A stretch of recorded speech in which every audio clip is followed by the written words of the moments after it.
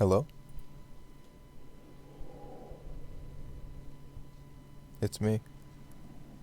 Hey, Rigorous. How you doing? How are you doing, I said. Uh, let's hope this game lets me finish it, huh? What do you think? Do you think it will? Fingers crossed. We've been having a lot of issues with the old Banner Saga. Every stream we The lose white hours of tower that looked progress. like a toothpick when I first saw it. Now soars above our heads, dwarfing any structure made by kings or WoW. This is where our troubles began. And with luck, where they will end.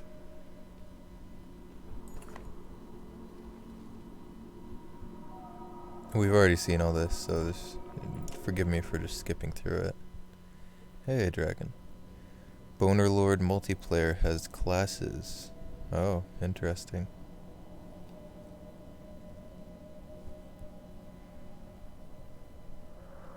You're not happy with the dev blog just telling you that there are classes, Dragon? We've seen all this, we've seen all this, we've seen all this. Attack him while he's off guard. Yeah, we'll do the same thing we did last time. That's my policy whenever the game makes me lose hours of progress. I just do the same shit instead of taking advantage of the game being fucky. Fucky. You're ecstatic. More class-based games. Couldn't be more excited. Do you think they'll let you have a custom class too? Cause fucking Call of Duty technically had classes, but they were just the starting shit, and then you unlocked shit and made your own classes, right? Or your own loadouts. I can see, I can taste the sarcasm dripping off your balls. Dragon. Let's see. You're pretty sure? You sound extremely sure. You should get angry about all of these things. Oh. We're still in the dialogue.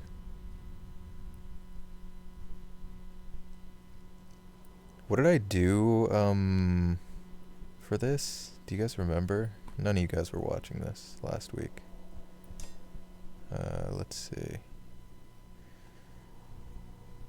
Yeah.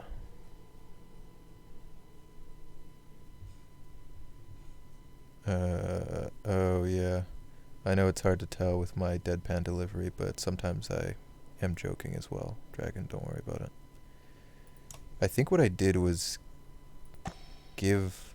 Oh, no, wait. Did I level up Ivor, like, a bunch and just give him a bunch of talents? I think that's what I did. Yeah. You didn't watch this last week, Rigorous? Yeah, I mean, every week with this game, I replay, like, a couple hours of the game, so at this point, I wouldn't blame anyone for not wanting to watch the same shit. You watched it for 30 minutes and left. Yeah, no worries. Okay. Was my soul harvested to restart the soul music genre too? Yeah. I'm a soul man. Do. Did I level up Avondale? I don't remember anything. I don't remember what I did here. I think I at the very least did this. And then... You like how we're using only injured people besides for Alfred? I might have even shuffled the turn order, but I don't remember, so...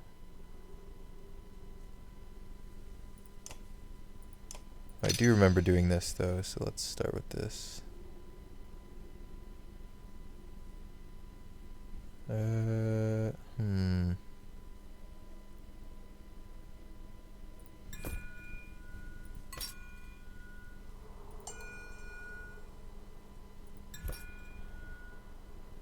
Resist strength damage, bonus to crit. These are all so bad. What's the worst of them, though? I think it was this one, right? Avoid armor. Damage. Yeah, something like that.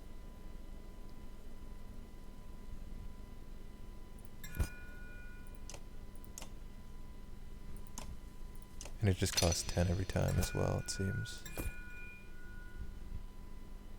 We'll be one short of maxing them all out.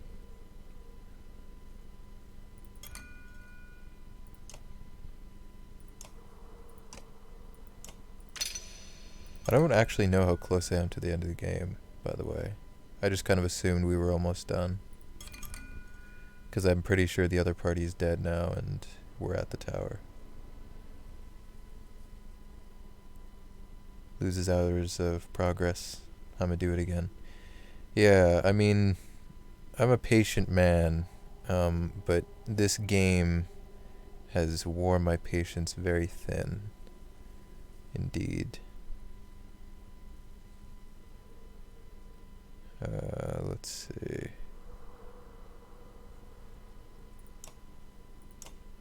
We'll do one more.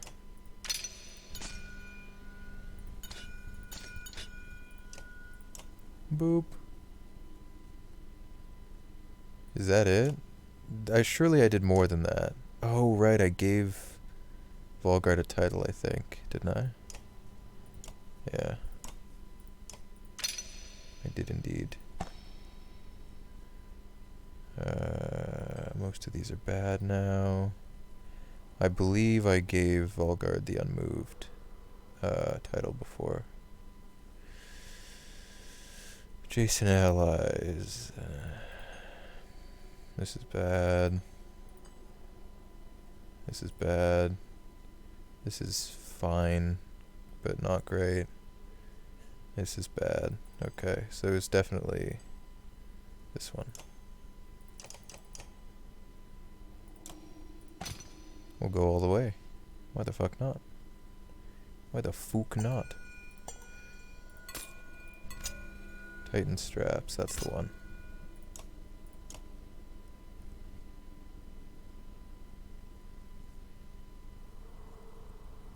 It's been confirmed that I'm a man. It's hard to tell, I know. I'm very feminine, as you can tell. We could level... fuck it, let's just go. Do I have another item to give to this person? Oh, hang on. Oh. I have an item here.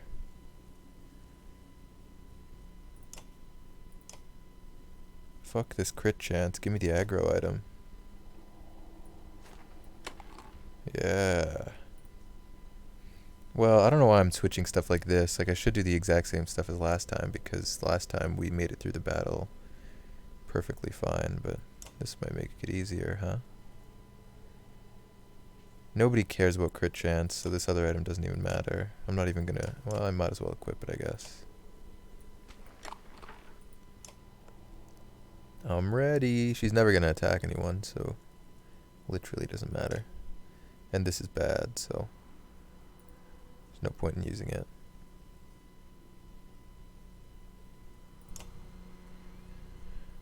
Alright.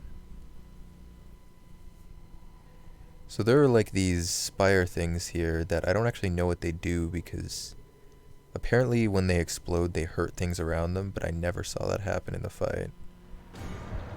Which is crazy. So they seem like kind of like a non-factor, like not even something to think about, really. Stay out of my way, Ivor. We did 1 strength damage to him. Or sorry, no, 1 armor damage. I wonder, does battering ram only do 1 armor damage? That'd be really funny. I've never used the battering ram ability through 3 games. I think maybe I used it once to figure out what it did, and then that's it.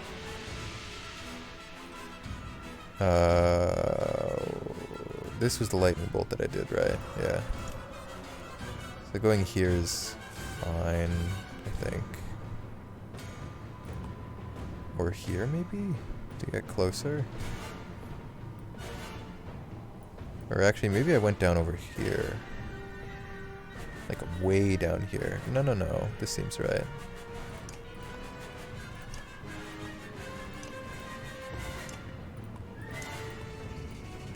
Oh, fuck it. I don't think it matters. So let's see. 1, 2, 3, 4, 5. 1, 2, 3, 4, 5, 6. Okay, yeah. This is fine. Yeah. On my tatas.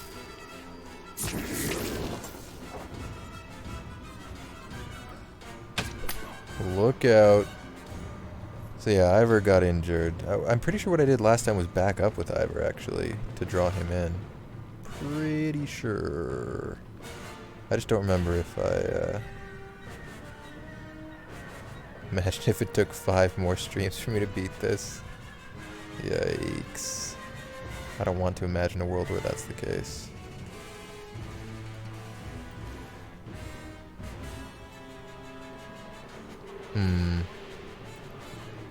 I can't remember if I went over here or if I went here, so I'm just gonna go here.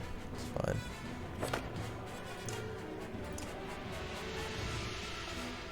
Oh, this is kind of funky. Did I do this last time? I think I fucked up my deployment, but oh well. It's fine. I don't think it's gonna matter. In fact, even just going around here might be okay. 16 strength. This guy's probably gonna attack us, so we should harden our bod. Harden our bod. Yeah, you heard me. 5 damage. That's enough, I think. I just don't want to waste all my willpower because I have no way of getting it back besides Ditch's ability. Alright, Castaway. I think... Oh no. I could have sworn last time I sent her forward and attacked people with her ability. Didn't I?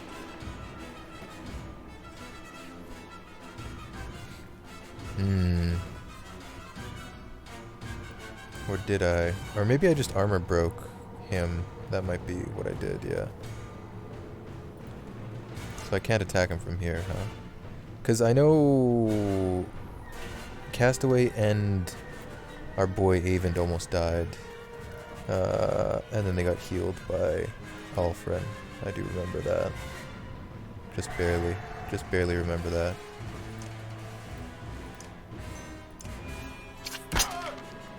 Oh. So this is the general plan. Make buttfuck step into me and stop. Because he big dumb. So I'll just go here.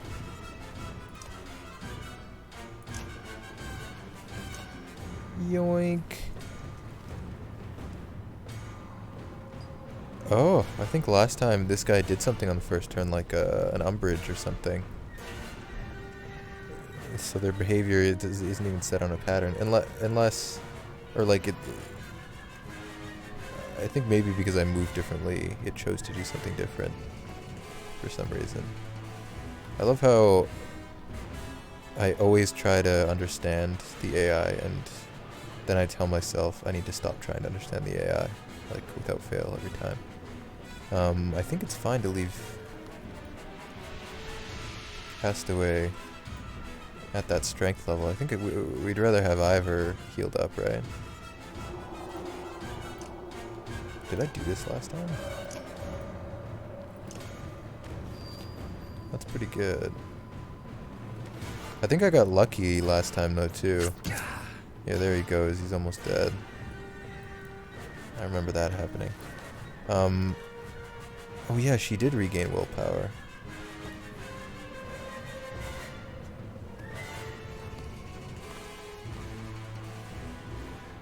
What a silly description of dark energy.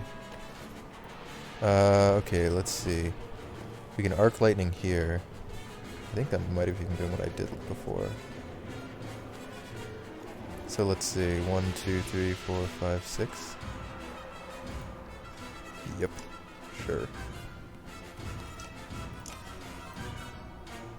Uh-huh.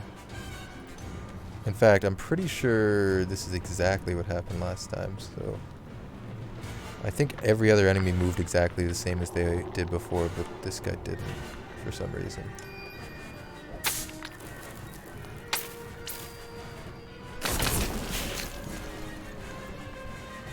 Did it not arc to this guy?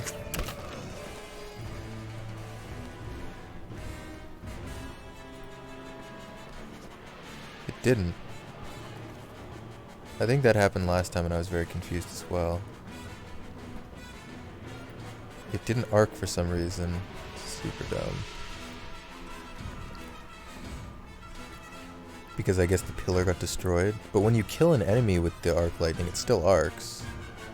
So that's an inconsistency that added to the list, I guess. Hey look, Ivor's just gonna stand here because we've trapped him. Oh, didn't see him standing there, did ya? You fucking idiot. Probably gonna sub soon. Oh, you don't worry about subbing, Rigorous. Unless you want our emotes for some reason. Bloody Flail would be really good here, actually. Oh, just breaking them might be better, though, huh? What if I went here, broke him, and then hit him with, like, Ivor? Would that be better? I would get 2 additional damage on the last hit because of the allies standing next to me. But I could knock him down to 8.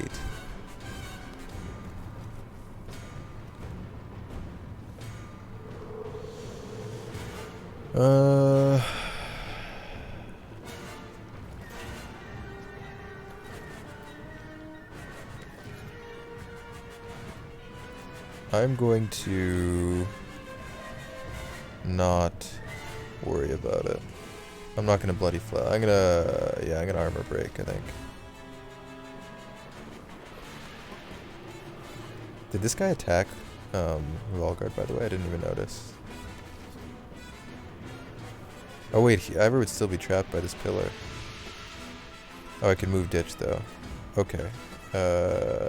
Sure. I'll go over here.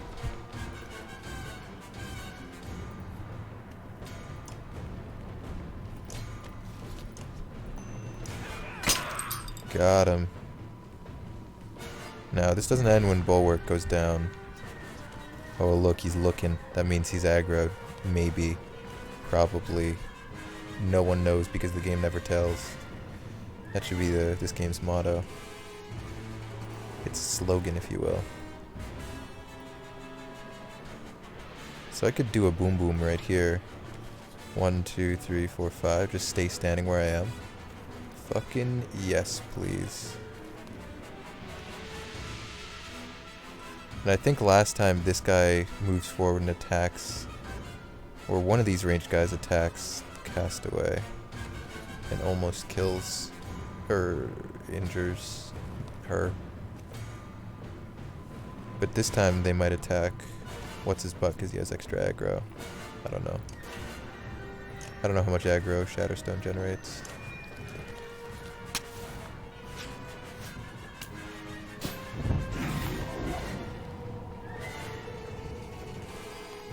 Okay. I'm just gonna stand here and cause problems, okay? You cool with that? Yeah.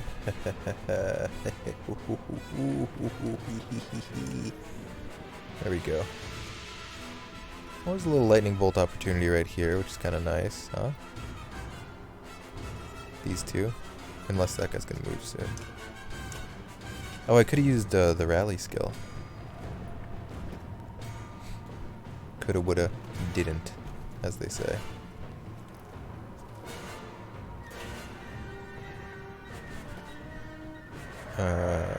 Oh, she doesn't even have a higher, like, the full version of Stubborn. Awkward. I don't think I can level her up, though. She has no kills. Maybe I can't beat it because I'm a big noob. Yeah, I mean, we've already beaten this encounter, and then we got an infinite loading screen at the end of the last stream, so...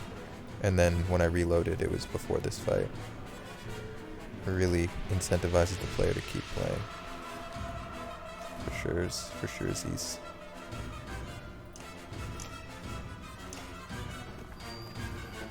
Come on. Limber up a little bit here, bud. So what is it doing? It is rupturing, right? Or wait. Which one? It tells you if it's doing no, it tells you if it's doing rupture. So it's doing umbrage. Okay, I mean that doesn't matter. It's fine. So what are we gonna do here? We could zappy these guys. We could also zappy these guys. How much damage is Ivor gonna do to this big fuck? Oh shit, wait, this guy's not gonna attack Ivor, is he?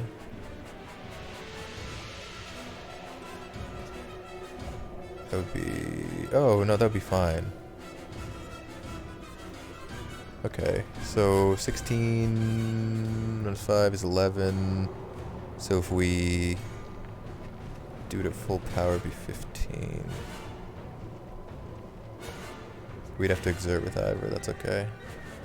No, I could zap this guy and it would do more damage to Bulwark. That works. I think we're killing Bulwark one turn sooner than I did last time. So there you go. Because I think last time we had Avon finish him off with a lightning bolt on his next turn after the one that I'm taking with him right now. So let's see, 1, 2, 3, 4, 5. Oh, I have to get closer? How about I don't do that? 1, 2, 3, 4, 5. I could go back here even. And just zap him.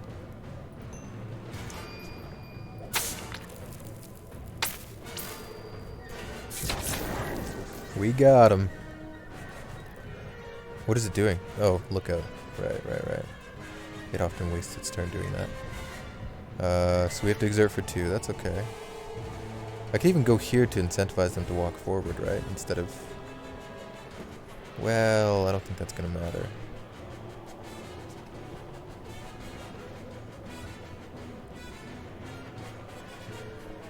One, 2, 3, 4 tiles of movement. We want to make sure we block up this middle bit.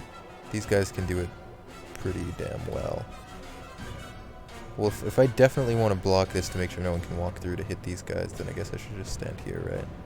It's fine. These guys don't pose a threat to Ivor anyway.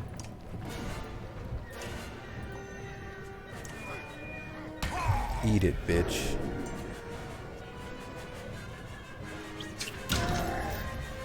Uh-oh. Wait, what the fuck?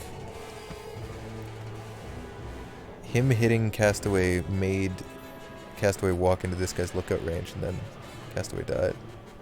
So we're already doing worse than we were last time, so that's nice. It's not going to be an issue, it's just kind of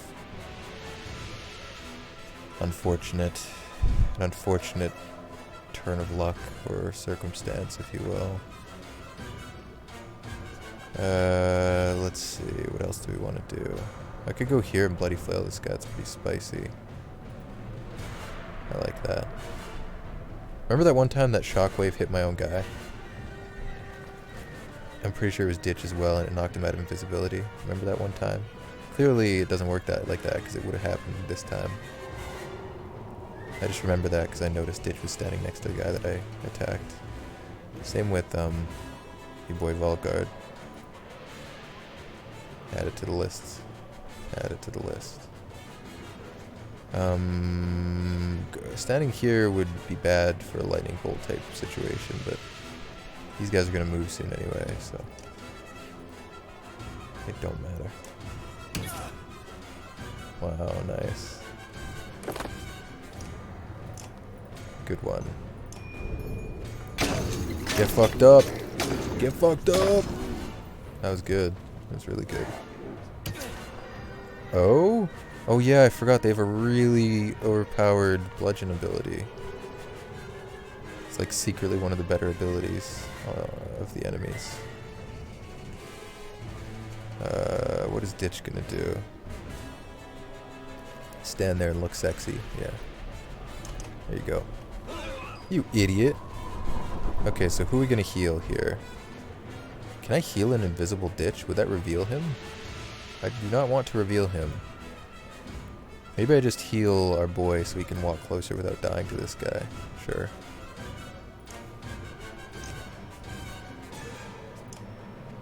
Ta-da! Feel any better? Oh shit, this guy is not moving in the same way as he was before. Wait, that might be good though. Oh shit, no.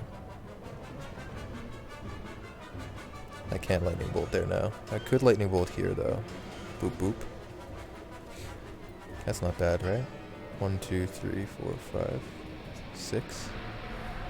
1, 2, 3, 4, 5, 6. Oh wait. What the fuck? 1, 2, 3, 4, 5. Oh. Okay, that works. Oh, that actually... Oh, fuck, it hits... Oh, right, of course. I should just spam 7s, but I'm not that mean. I'm not that mean. I'm nice. I'm not going to spam 7s. I'm very grateful, Rigorous. I'm grateful that you're not doing that. Thank you. I can't safely lightning bolt, which is a big yikes. I guess I could put up some troll stones if I wanted. One here, one here, one here. I'd have to get closer for that. I'd have to get one tile closer. I mean, I can just get close, like, much closer if I want. Ads finally decided to work. Hey, well, that's nice. One ad.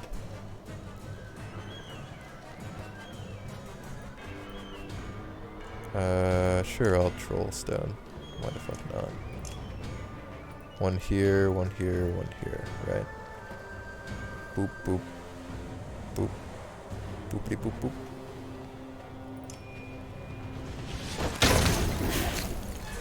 So these, so weirdly, they shoot backwards only for some reason, it seems. Because that didn't shoot forward, right? No, because it would have hit the troll stone. Or this. So they only shoot back, and they seem to have infinite range because it blew up one that was like almost right next to this guy. So, what are these here for? Or does it shoot them in a random direction because it's volatile?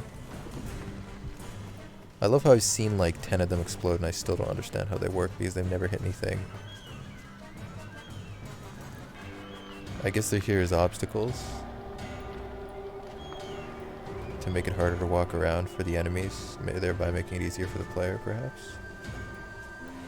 I don't know if that was their intended effect, but that's certainly what it does. We're just gonna strength attack this guy to make him less of a threat. I might as well do this too. Might as well. Oh, we got our willpower back. Yikes. Do we want to keep standing here? The answer is probably yes, right? It's just this guy is really annoying over here. He's just kind of hanging out doing his own thing. Nobody else here is a threat except this one slinger. Hey, Rumor. End close?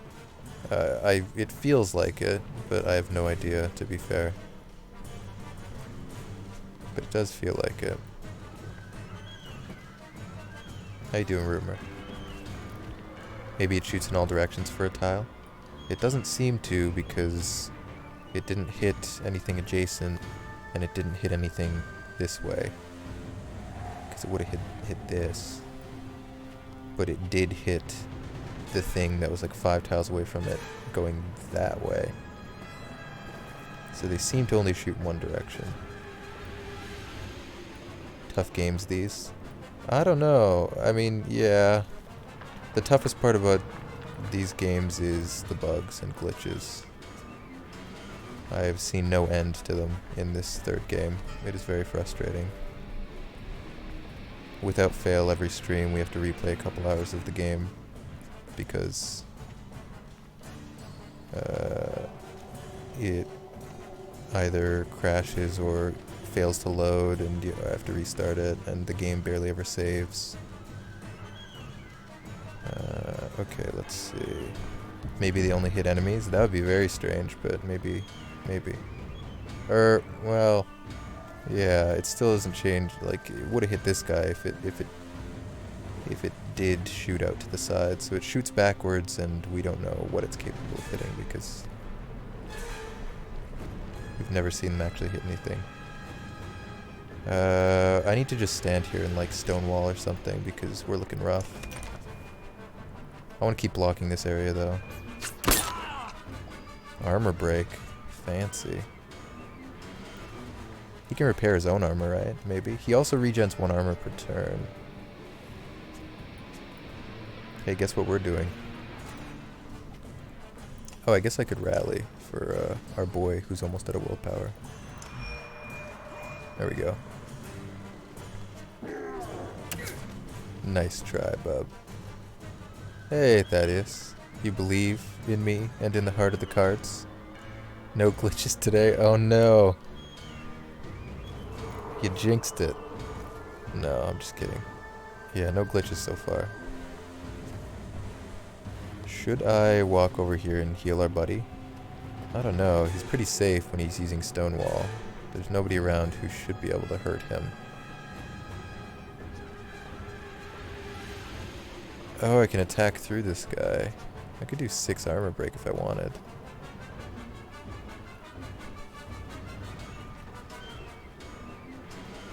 I'm just gonna do this though. There you go, buddy. He's looking pretty healthy despite having an injury of like... I think he has an injury of, what is it? I don't actually know. Wait, he went above his maximum strength. I didn't know that could happen. He is injured pretty bad, like an injury of 5 or something. Everybody here is injured though, aside from Alfred.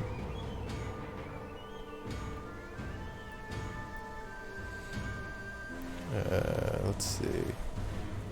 The Wacko Hat Stinger. Does she end her turn on the tile next to the enemy? Is that a thing?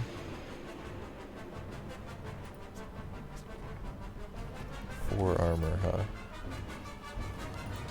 We need to stay away from this guy. Otherwise we might run into some issues.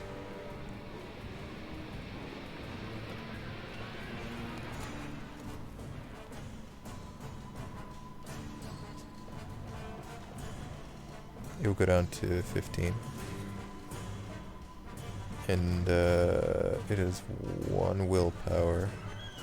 Autocorrect is ridiculous. It's ridiculous every day, isn't it? Let's see.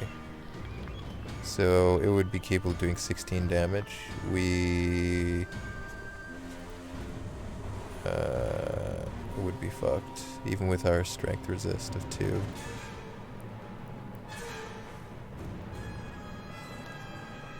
These guys are doing fine. Let's just walk over here for now and try to make sure that guy can't reach us. You can't mend your own armor. Got it. Makes perfect sense. I swear. Don't question it. Don't question it. Don't question it. Wait, is this a free space next to like 3 dudes? Yeah, it's pretty good value, huh? Look at that.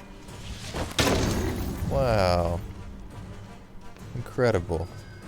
Oh, that might have actually done me some favors because it might block this guy from moving this way. I'll have to move forward. This guy is super annoying. I guess I have to use Ivor's turn to kill it.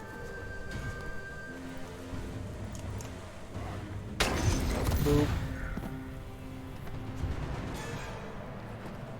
Oh, he's walking. He moved 2 tiles. Look out. He'll be here in like 10 years. Yep, stone singers are very good. Don't let anybody tell you otherwise. They're definitely a threat.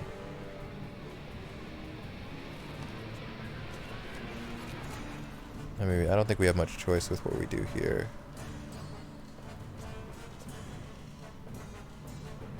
I could step back a little bit and let them walk closer. Get that armor buff or whatever. Oh wait, I already have it because I'm standing next to ditch. Ah, fuck it, whatever. Come and get me. I'm ready. You fool. You fell right into my trap. You idiot.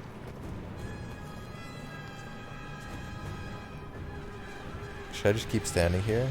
Again, I think maybe I could step back a bit. What I'm trying to do here is set up a lightning bolt that I don't get struck by. So these guys, did this guy just move? No, he's gonna move. Oh, shit. Okay. So that's a no-go. Or wait, would this be fine? These two. Or these two. No, I couldn't do these two because Ditch would be standing there, but... Oh, this guy's moving anyway, so fuck it.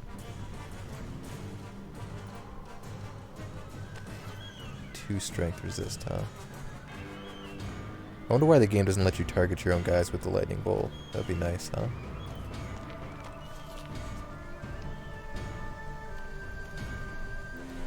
Where did this 1 damage come from?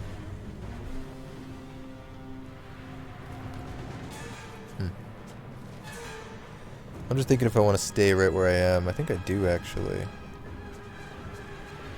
Because at least I could get these two. Because this isn't going to work, because this guy's probably going to step forward, and then I would be... oh no, that would be bad, though. Because then I would chain to Ivor.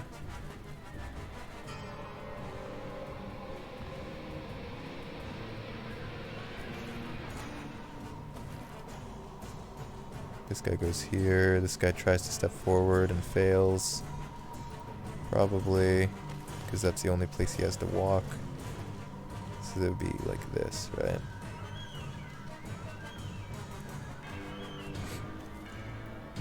Do I care if Ivor gets hit by a fucking lightning bolt? Kinda, yeah. Fuck it, I don't think it matters. Oh, wait.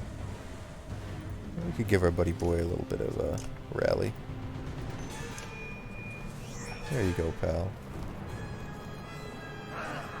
You fool! Wait, did he exert trying to walk through there as well? Life's a bitch, and then you die. Even if you're a warped dredge.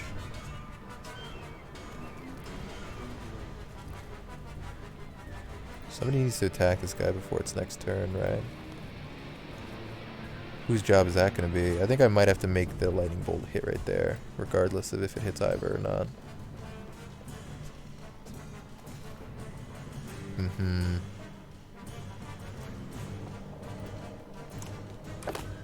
Okay.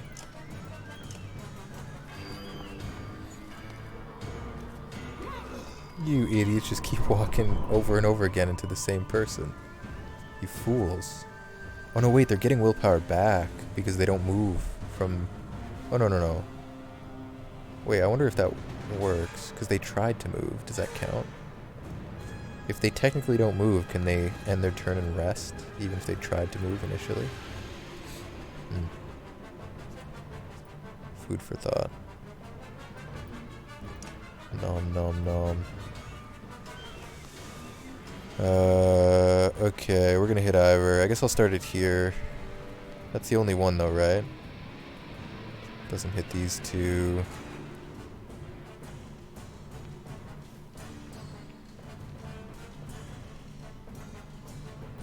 Can't even stay where I am. Oh, I could start it here, look. Wait, no, if the pillar gets destroyed, then it doesn't arc. Or wait. No. I think if it's the first target, it does arc. Now, the game gives you a bit of misinformation when you do this with these little pillars, because,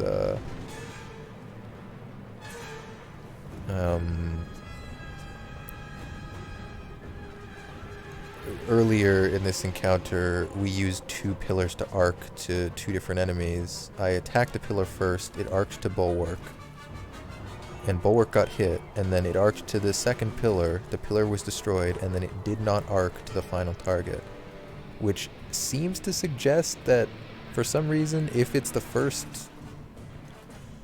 thing that you target, it does arc, but if any of the other pillars along the way get destroyed, it doesn't continue arcing. I don't know, man. It's so unintuitive. Hey, Gibby, what's up? You were talking to someone who played this the other day, and they hate Ditch.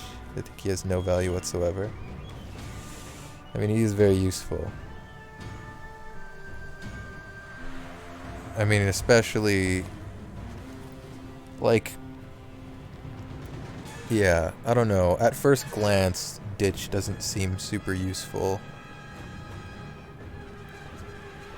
Until you realize he can just fucking block the whole map, and all the enemies just keep fucking walking into him over and over again. Because they're big dum-dums. And he can even dish out willpower in this game, so that's nice. It does feel weird. Like, I can kind of see where some people would be coming from if they said they felt like Ditch was useless. Because oftentimes you literally do nothing with Ditch. He just stands there being invisible, but even that is more useful than most of the other characters. So, there you go.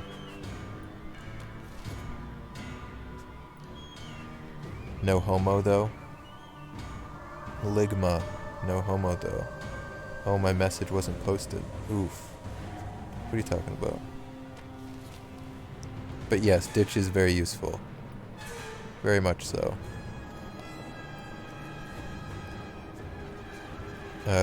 But I can sort of see the thought process there. Okay, so I am going to use this as the start of the lightning chain, and I'm going to hope the game performs, does the same thing it did, and doesn't just, I hope this doesn't fail. The game is telling me it's going to work, but earlier the game told me it was going to work and then it didn't, so this means nothing. Let's just hope. Fingers crossed.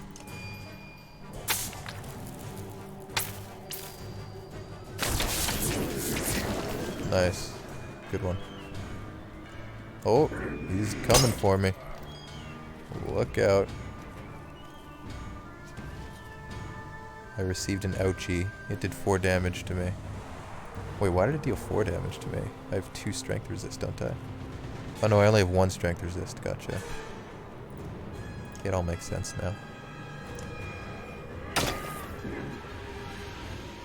Oh, he took 2 more steps. 2 steps. Look, 1, 2, 3, 4. Oh, well, it'll be 2 turns he can exert for movement. You have to remember that. This is why movement is the best stat, kids. This guy is a non-issue for the whole fight. It's just like those guys in Final Fantasy Tactics that are on the edge of the map with like 3 fucking move that take like 20 turns to get to anywhere useful. It's like, why are they even there, you know? Weird design choices, that's why. We have enough armor to probably just, I don't know, not worry about getting hit by shit at this point, so we can, like, armor break somebody, maybe, or bloody flail this guy right in front of me. That works. Yeah, I'll do that. The singer is bugged AF, is it? I feel like this is what Stone Singers always do. They use, like, one of their abilities once, and then they, like, walk around for a bit being stupid. Are they really always using their abilities, Thaddeus? Oh, shit. I've never seen a Stone Singer be particularly threatening. I think the warped ones are even less threatening as well. Because at least the unwarped ones have the disease, which is annoying. I think I've lost to the disease once before.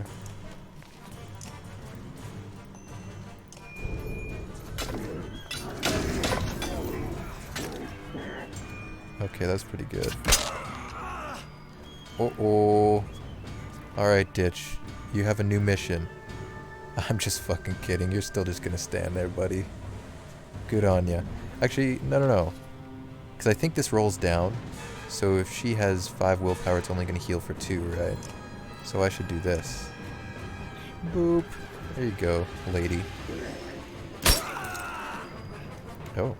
They use Umbrage like every other turn. Honestly, might not. Umbrage, I have mixed feelings about Umbrage, because I feel like half the time it almost gives the player an advantage. It might depend on playstyle though. And Rupture is just a meme, like it kills enemies for you. Although that is kind of annoying if you want to keep stuff alive for like turn order purposes and stuff. So these guys are all non-issues. Although my armor's looking pretty rough over here.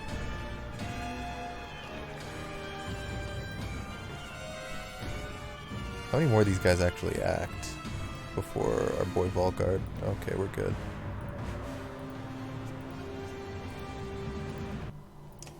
Oh, I think the music stopped. This is the point where the music stops because the music doesn't loop. Strength of will. Don't worry guys, we expected this to happen. This is not a surprise at this point. We know that the music does this. Let's see.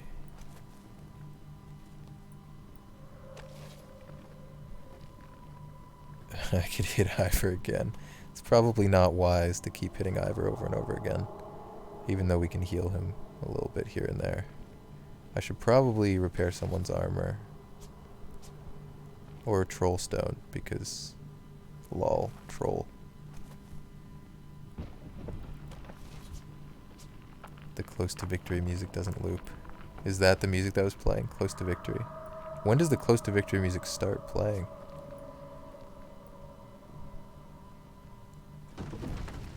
I could troll stone here, and like, I don't know.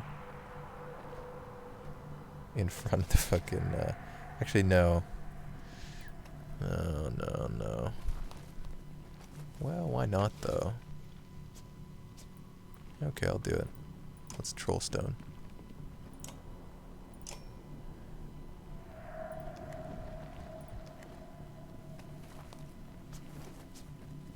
Should I hit the guy with 12 strength too?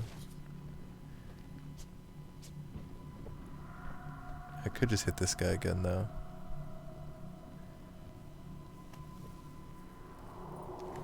Oh, whatever, it doesn't matter. Whoa! My willpower's actually getting low. Oh, a stubborn proc finally happened. What's it doing again? Oh, the one that doesn't matter. Well, that was a good choice of target. Okay, we should probably get Ivor out of the way so he can fucking not get hit by lightning next turn, huh? Let's just get him to sidestep a little bit here. That does open up a path for this guy to walk through, but he's not a threat anymore. Or was he ever a threat? Not really. Is this a boss fight?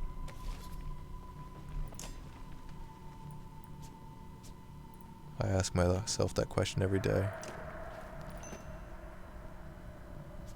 There's no reason to exert.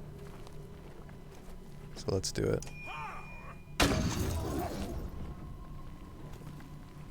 Oh, shockwave, of course. Uh-oh, what are you doing? Oh, yes. Okay, so Rupture is the one that the game tells you about, and Umbrage is the one that the game doesn't tell you about until it happens.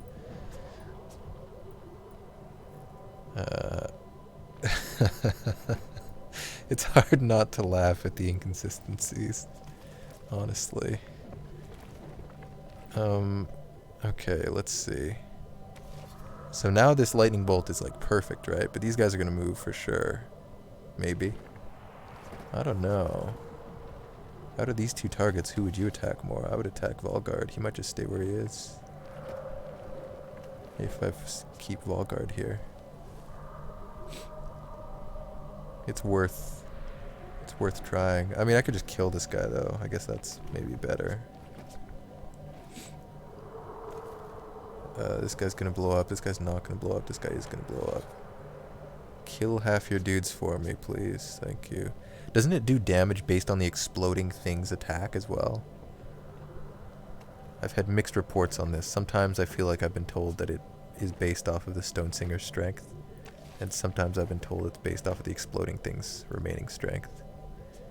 I think either way it's not going to be that big of a deal. Okay. I'll just kill this guy, it's fine. Oh, I could zap him instead. Look, I could do this. Look at that. Wow. Oh, wow. Should I do it again? Oh, we got one. Should I kill this guy? Hey.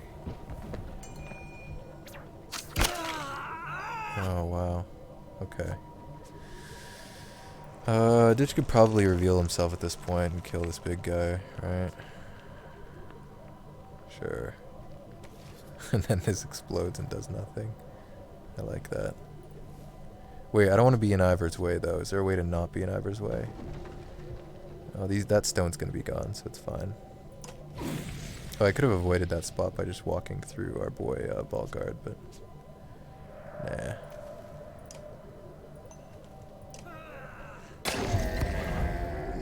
Oh, Ditch can promote. Look at that. Just activates pillage mode on himself like a fucking genius. Holy shit. Amazing. Holy shit. Okay. Who needs healing? Anybody? Do you want some healing? Ivor? Here you go. Oh, he still got 3, so it rounds up. Okay, good to know. Good to know, good to know, good to know.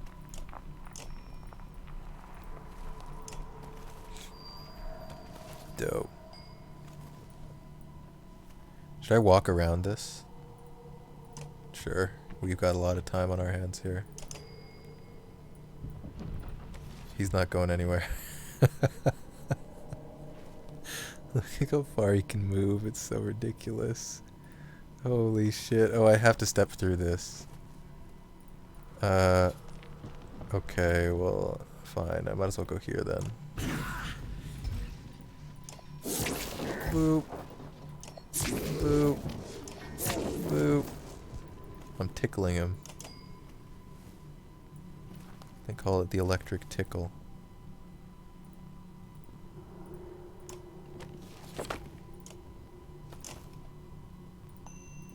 Let's be real sneaky this time.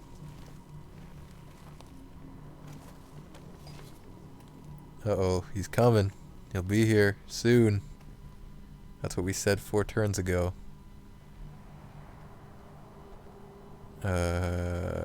I mean, it doesn't matter at this one. Can I go armor break him? Yeah, let's go do that.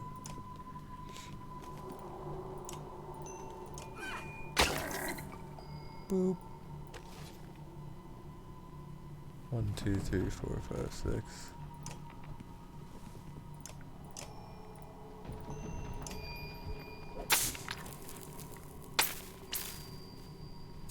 Boop.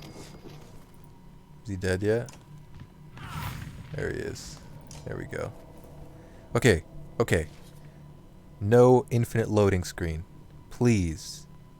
I'm begging you. Go.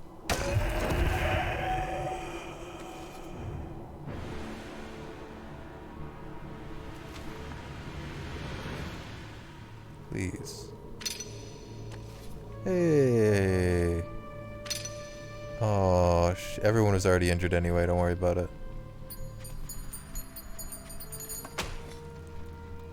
3, 2, 1, go.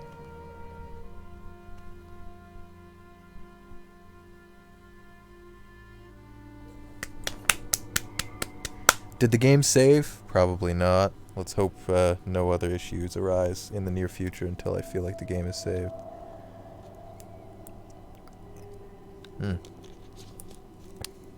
You glance up and thank the heavens that this game is working as intended.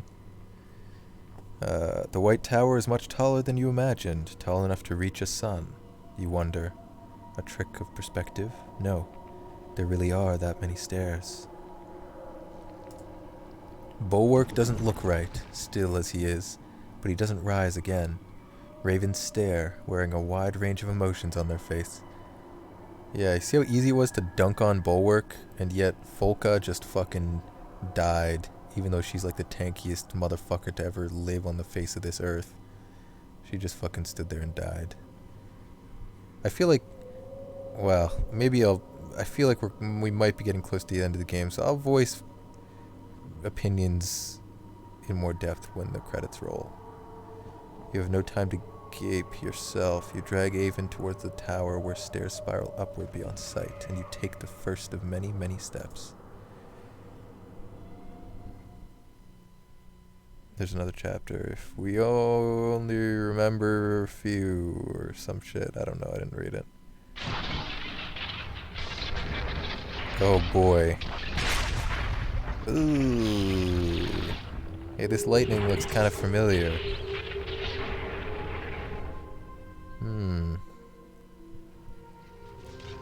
Quickly, to the top of the tower. The top of the tower is just up these stairs. This is crazy. I still can't believe that's an actual sun. And you're really going to put it back in the sky somehow? Can we just talk about how Avon seemingly has no power ceiling? Even before he yoinked this fucking sun out of the sky. I mean, he yoinked a sun out of the fucking sky, folks. Enough said. Avon will. Because Avon does everything because he's so strong. Juno, there has to be some other way. I can't. You can. We've come this far. Wait, Juno. Wait. If this is really happening now, give me a moment. Juno and Avon embrace one final time. Avon whispers something meant only for her. And then you are forced to move on.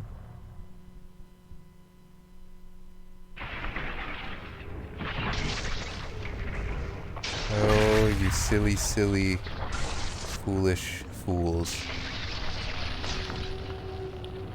Avon and Juno sitting in a tree. Killing. The world lives or dies here. This is it.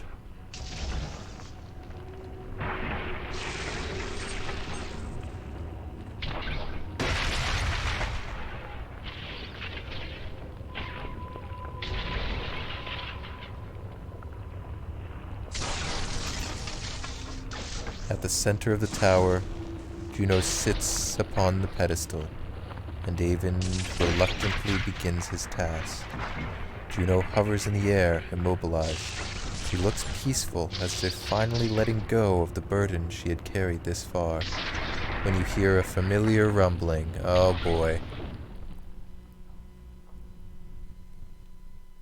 Is it a snack, perhaps? Uh-oh! We made it up that tower quick. Oh, it's undead or something. Look at its body. Jesus. The serpent raises its tattered head to the tower top. It speaks in an ancient tongue as before. He's a bit much, Thaddeus. It's just a bit strange, you know, because it seems like every game it reveals that Avon is even more powerful than you thought, and you already thought he was insanely powerful.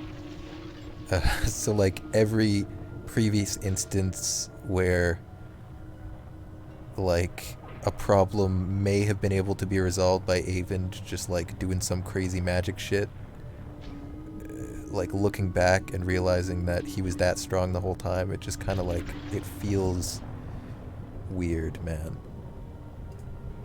Begone, creature, you don't even have the strength to crush this tower anymore. The serpent continues its low, undulating speech, like smoke rolling over seawater. Avon stops. He's listening. Gorthus Favel. What does it want? It is giving up. It wants to make a deal. Half a prophecy of extinction, it says. The darkness will lift, and it will spare Arborang. It consumes only half the world. Half the world? In exchange for what? Juno's energy. If I release it to the serpent, Juno will be gone. But she won't suffer. You can tell Avon is seriously considering it. Avon, you really think it's wise to make a deal with a fucking serpent that's been trying to kill us this whole time? Where's your head at, son? I know you're in love, but fucking let me smack you around a little bit. Dangle you off this tower or some shit. This isn't what we came to do. I mean, all three of these options are basically saying no, which makes me think that Avon's gonna do it no matter what.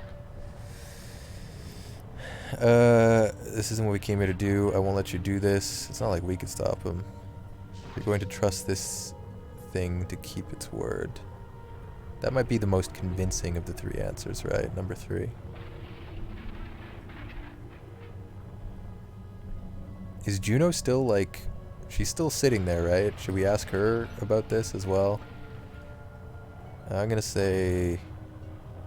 This isn't what we came here to do. I don't know. Number 3 feels like we're kind of putting the ball in his court and saying, like, are you really gonna trust this thing? And then if he says yes, you're like, oh, fuck. Okay. Avond. Or Ivand, depending on which game they say his name in. This isn't what we came to do. Things change, Ivor. This is out of your hands now. Oh my god, dude. Tell me why. Have I not earned that at least? Avon returns his attention to you with frustration on his face. Behind him the serpent rattles in resentment at being ignored. Why? Because Juno does not deserve this. Don't you understand what is happening here? How could I? It's been nothing but lies and secrets since we first met. What choice did we have? Try to imagine if I told you the truth when we met. It was hard enough convincing anyone to listen in the first place. Back in Sigerholm, when I begged you to wait for Juno, how long did you wait? Would you have been so quick to abandon Rook or Alette? Didn't we wait for like a really long fucking time?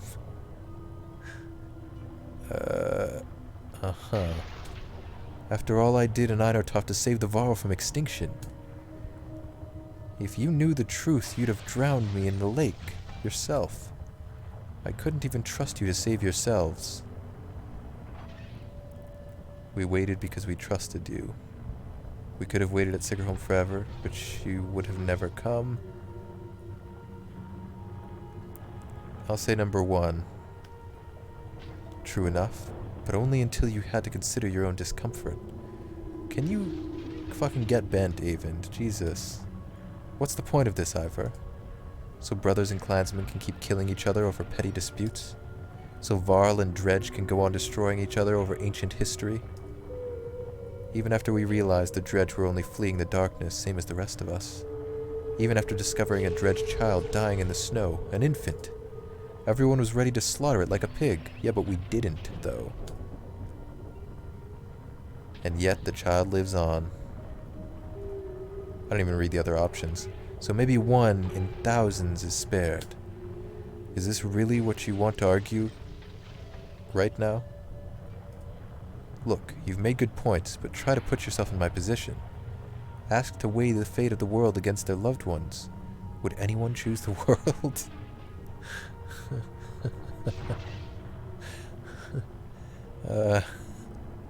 Are you listening to yourself, dude? The serpent slithers anxiously. It is not accustomed to being ignored, but Avon seems determined to get this off his chest. And we both know how this world really is. Remember Dengler's Godstone? That old woman lies to our faces about who attacked who, then she mocks us for not butchering that stone hurler on sight? And even with the truth laid so bare before us, there was a debate. How can we hope to overcome that kind of spite and ignorance? That hatred. Yeah, you're right, Avon. We should just give up. It's not worth fighting for. You should definitely choose one person over the fate of half the world. What are we fighting so hard to preserve exactly? Hey, Dopey. You missed someone on Bomberman by like 2 minutes? Oh, right, you're trying to find people to play Bomberman against. I feel that.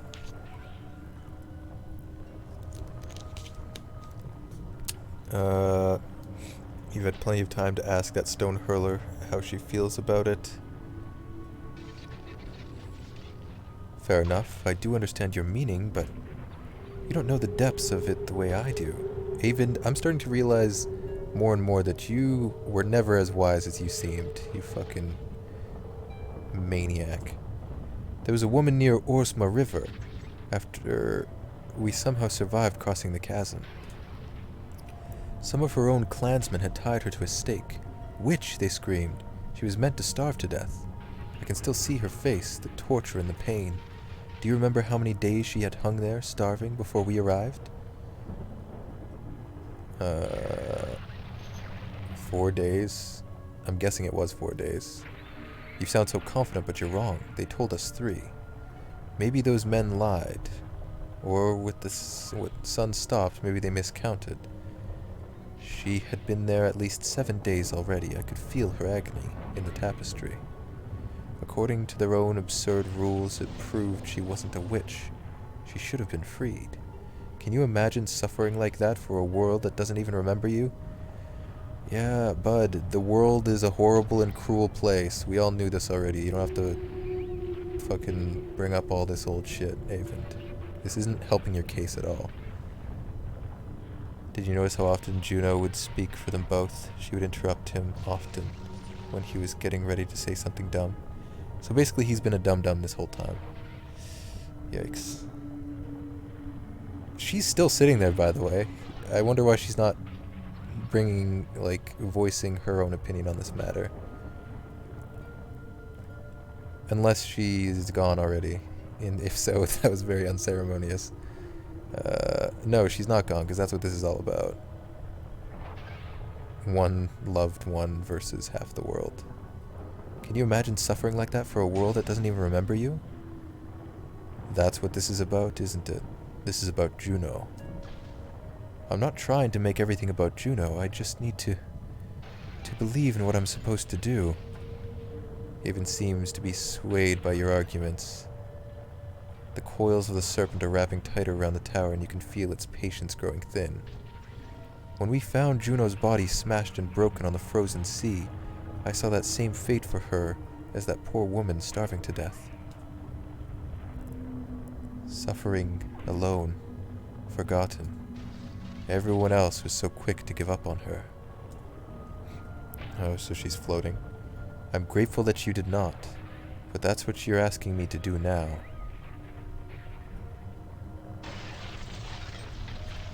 I must sound pathetic. I realize it has to be hard to sympathize. It is impossible. I'm sorry, Avon. But maybe of all people, you can, Ivor. When you stood against Bellower on the bridge at Einertoft, I finally recognized you.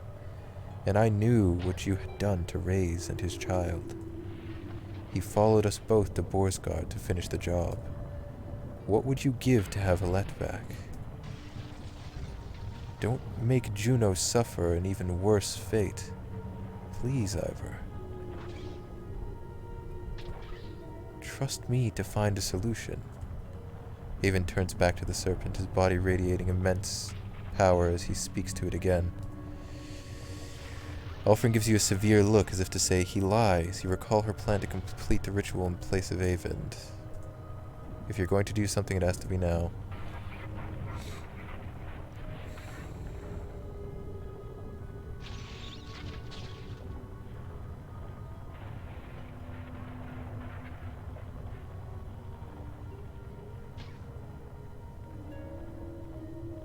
I mean, I can't trust Avon. He's being so unreasonable here. Even though there was that one line that said, he seems to be swayed by your argument. He's too dumb to trust.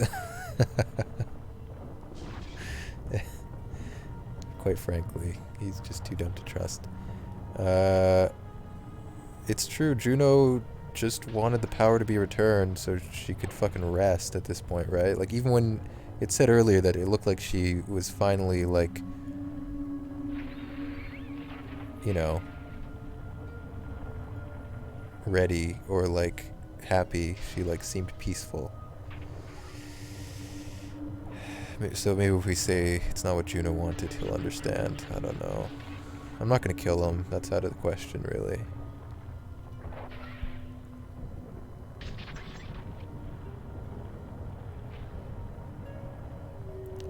It's kind of, well, the killing him thing is kind of like a, it's one of those things where, like, it's one of those moral quandaries where there's technically no right answer. It varies depending on who you would ask, right? Like, killing one man to save half the world seems like a pretty decent deal, huh?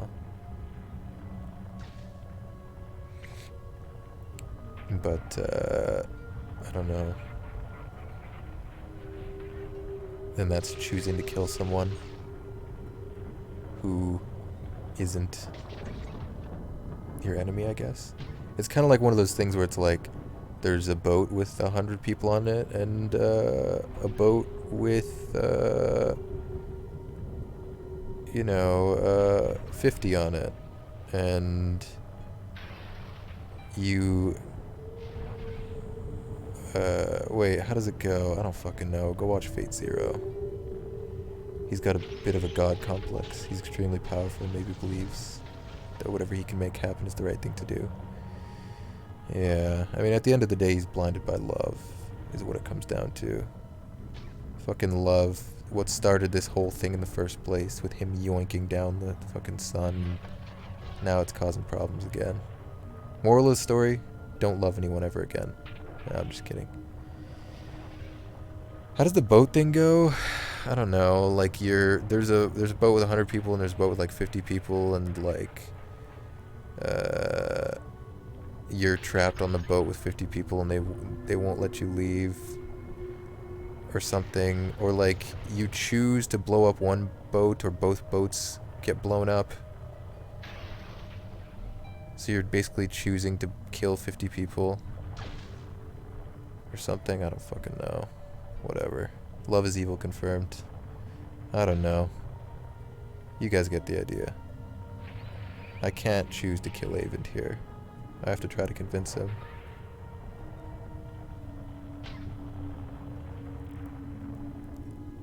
This isn't what Juno wanted. Here you go. Avent again stops speaking to the serpent, but this time he turns to you with sorrow instead of anger. Juno is everything this world deserves. Instead, you got me. I'm so tired, Ivor. Courage. This was the hard part. Forgive me, Juno. I'll love you always. Somehow, Ivan found the strength. It's impossible to describe something the size of a sun being pulled from the ground. Stuck within, just a speck so far above our heads was Juno. And the darkness vanished. For an instant I dared to hope. But the journey back to Arberang was long, and the world did not return to the way it was. It remains broken. And when we finally found the city on the hill, it was the same as everything else. That, all of this, for nothing.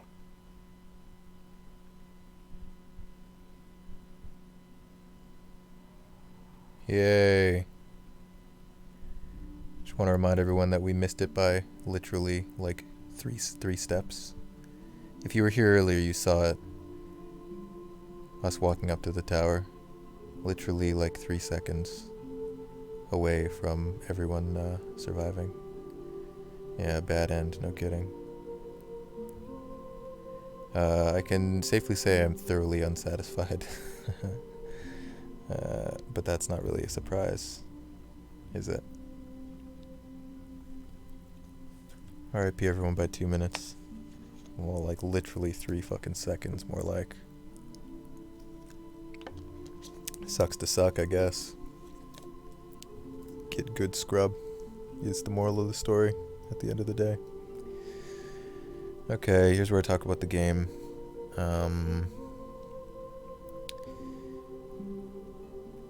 This isn't going to be pleasant. Oh, wait. Hello? Was that all the credits? Dust.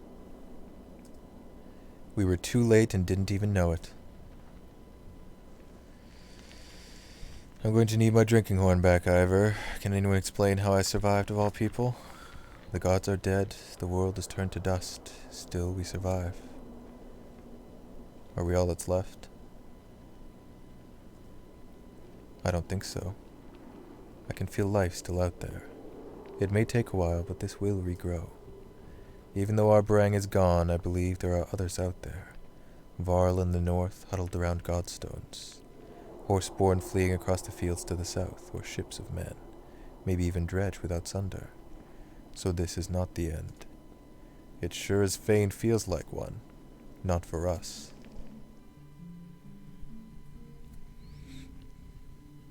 Hey look, silver lining. Take a bite out of the silver sandwich.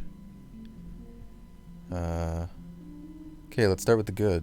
The art, fantastic as always. The music, incredible. It's a shame that it doesn't loop sometimes. But, whatever, that's the least of my problems. What the fuck? Oh, that's Bulwark. I thought that was a Varl with an animal body, but it's just Bulwark, like, hunched over or something. Is that Folka as well? R.I.P. She got done so dirty. I guess I'll start with that.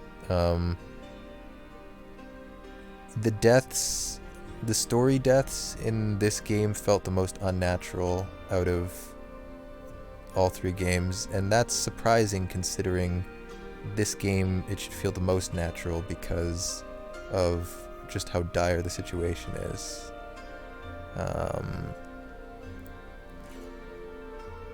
They just kind of felt like forced, like they needed the risk of people dying, so they just shoehorned it in.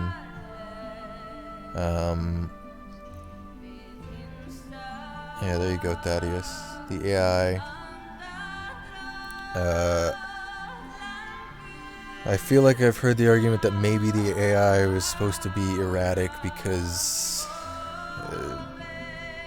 it was intentional or something.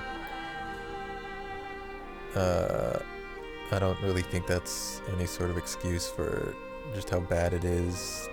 It constantly makes bad decisions when it comes to its skills and like targets that it's attacking, and some of that might have to do with the aggro system, which was never explained through all three games.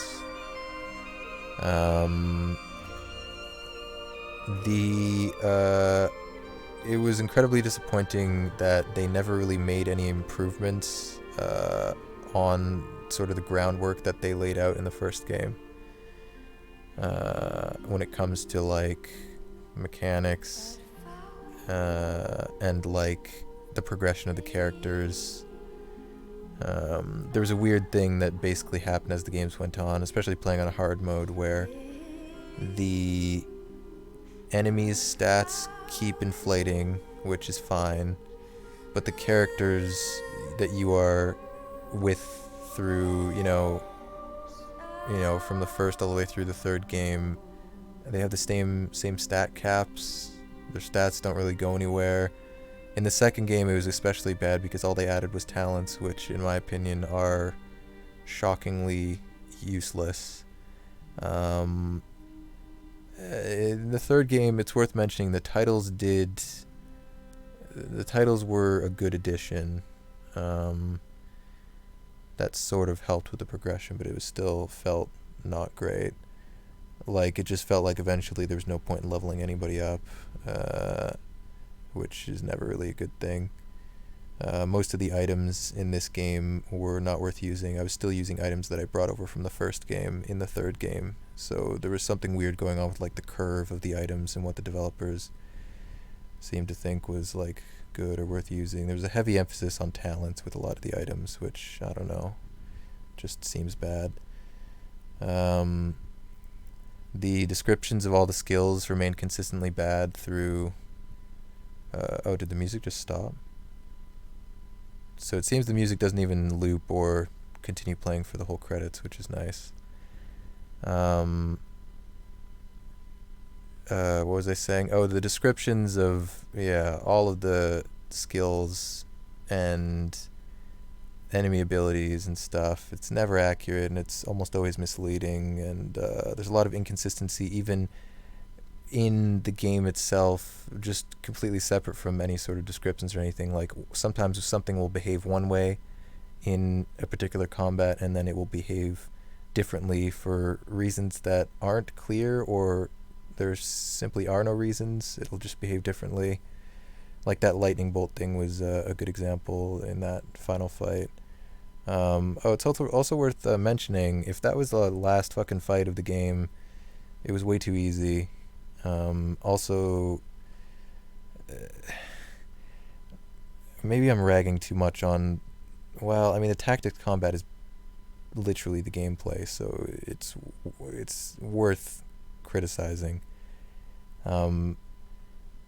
Basic stuff like no grid on deployment should have been there since the first game and just was never there through 3 games, which is mind-blowing to me.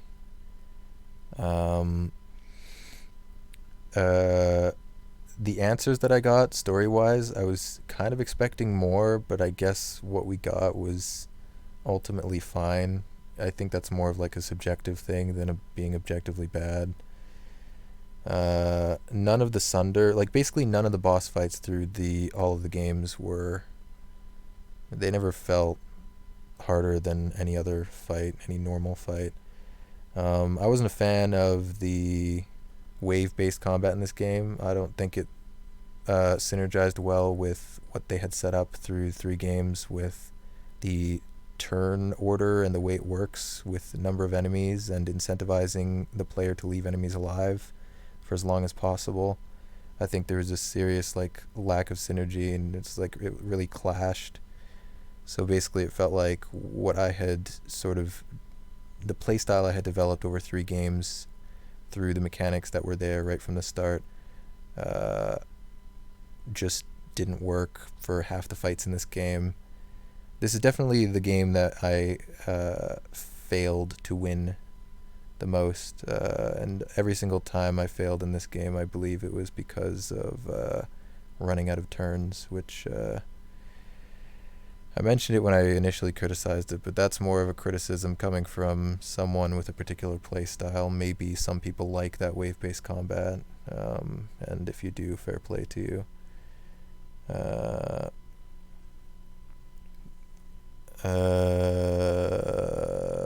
What else? I'm sure I'm missing a lot, but you've probably heard me complain a lot about everything along the way, so I don't want to like beat a dead horse. This game is buggy as hell. It's the buggiest game I've played in recent memory, like bar none. It's buggier than fucking Gothic, and that game's like fucking a million years old and requires like a second program to run. So that's not great. I don't know how they managed to get it this buggy, or maybe I'm just super unlucky and I just ran into like a shit ton of bugs when not a lot of other people did or something, or I don't know. I don't know why there were so many bugs, but it caused me to lose progress probably like 10 times in total through this playthrough, and that probably amounted to like at least 10 hours of like repeated gameplay, which is insane to even think about, but there you go. Oh yeah, it's really worth mentioning. Somebody once told me the world is gonna roll me. I ain't the sharpest tool in the shed. She was looking kind of dumb with her finger and her thumb in the shape of an L on her forehead. Well, the years start coming and they don't stop coming. Fed to the roll. Hey Peter, how you doing? It's worth mentioning that there's seemingly no good reason why the player isn't able to save whenever they want. I guess maybe that was to prevent people from save scumming and loading to like change their choices in the game or something. But that's kind of a thing where you kind of have to just have faith in the player to not do that, or don't care if the player does it, I guess, because it's just the player affecting their own experience. As the developer, you should give the people the tools to play how they want. Like, obviously, I wouldn't save scum stuff because, like, fuck, when the game made me lose progress, I made all the same decisions, even if it made me lose some of my best characters. But, like, give the player the option to save the fucking game, please. And like, save, if you're not going to do that, save the game at every single opportunity, after every conversation, after every fight, literally everything, because it's inexcusable what they've done here with like how progress saves. And that was just like highlighted by the sheer amount of bugs that caused lost progress in this game. Like, I've been complaining about how the game saves since the first game. Even in the second game, I had a few times where I lost progress, which really pissed me off. But this game, the third game, really highlighted just how bad that whole system is. Like, unforgivable. Absolutely unforgivable.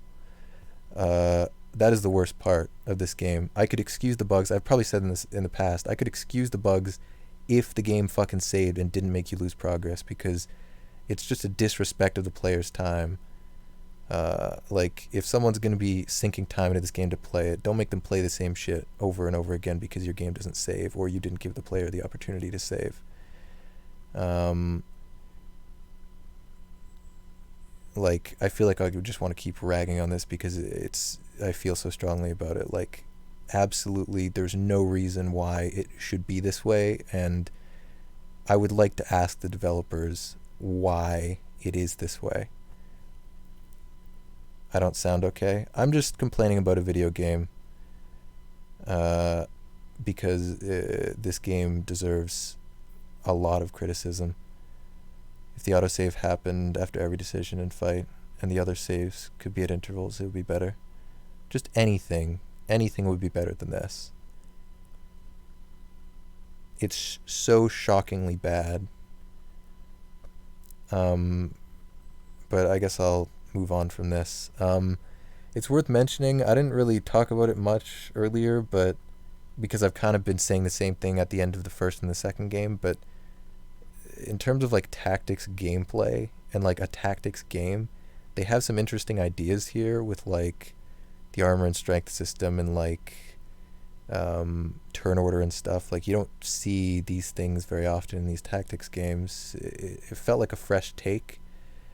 But they never really did anything to improve upon it. And there are just so many aspects that don't click that I wouldn't recommend this game to anyone who wants to play a good tactics game. I mean, I wouldn't recommend anyone play the third game, which, just because I got so many bugs, but I guess if you're not going to get as many bugs, play the game if you want the story. But fuck, man, I don't know. Where's my head smash on cam? Head smash. I'm a big mad. I don't know, I'm just venting. Because like, I kind of, this is similar to when I was sort of ranting and venting about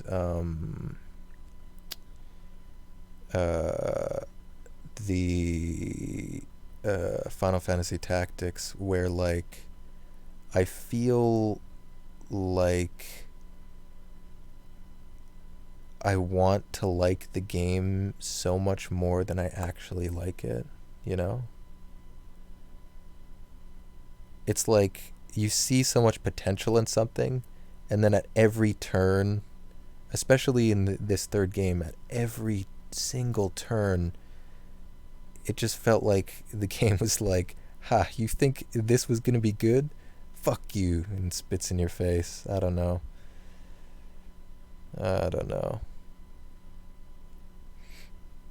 I think my favorite of the three games is the first game. Did I say that at the end of the second game? I think I did as well, didn't I? I guess the first game remained my favorite just throughout. The devs wanted to do something different, but they didn't have experience with the genre, really. That is very clear. They didn't really improve the faults as the series went on. That's the thing that gets me the most, is I didn't see like a single thing that was improved upon over the course of 3 games. It's just like they added stuff on that sometimes was okay, like the the titles, or like some of the stuff they added, like the Horseborn, or like certain different enemy types were fine, like they were cool enough, and then some of the stuff fell completely flat. Like I don't think in the first game there was any, but in the second game moving onward, any enemy reinforcements, that was implemented horribly. Well, because first of all, reinforcements basically give the player an advantage, which sort of flips what they were intended to do in the first place, but that's besides the point. That's just kind of an unintended side effect of how the turn order works. But the enemies being Where did pushed... Lucy go during the bombing? Everywhere. The enemies being pushed to the front of the turn order, which essentially amounts to ambush spawns, if you want to, equate it to a term that's used in most other tactics games, where the enemies appear and act immediately, and the player has very little or literally no time to react or make any decisions whatsoever before these new reinforcements are affecting them. Which is, it's hard to not give the player time to do anything in a turn-based game, but somehow they managed to do it. I kind of lost my train of thought with what I was talking about before. Hey, Trash. Oh, shoot. Oh, right. I was going to talk about the general feel of the pacing in the third game, because I kind of talked about that in the first and the second game. I feel like I remember not being a big fan of the pacing in the second game, especially at the start of the second game. This game felt a bit weird because basically, how do I put this? It almost feels like the third game could have not existed, and the first game could have been extended to encapsulate the first part of the second game, and then I the put second the STD in stud. All I need is you. And then the second game could have just been like the last 2/3 of the second game, and then the events that happened in this game, and just not have so many fight after fight in this game. It truly felt like that, which isn't a great sign when you're talking about pacing when it comes to, the story of these 3 games, right? Because if you think about it, not much happened in this game. Well, a lot happened, but it was in a very sort of condensed... There wasn't much story left to tell, basically.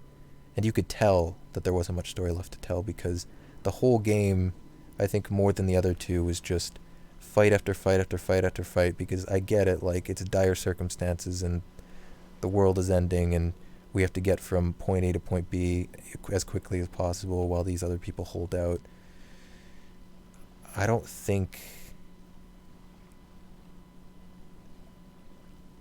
I mean, like I said, I think it could have been 2 games. And maybe what it was they didn't know where they were going to end their story, so they had the first 2 games, and then when they got to the third one, they realized they didn't have much left to tell. And so it just... What do you call a Mexican who has lost his car? Carlos. Good one, Peter. Like, I don't know. Like, I would love... Are there, like, development diaries of these games? Or, like, was there... I would just love to know more about the process and, like, the decision making. Or, like, I don't know. Because this is such a weird beast, because after playing all 3, I don't regret playing all 3 games, but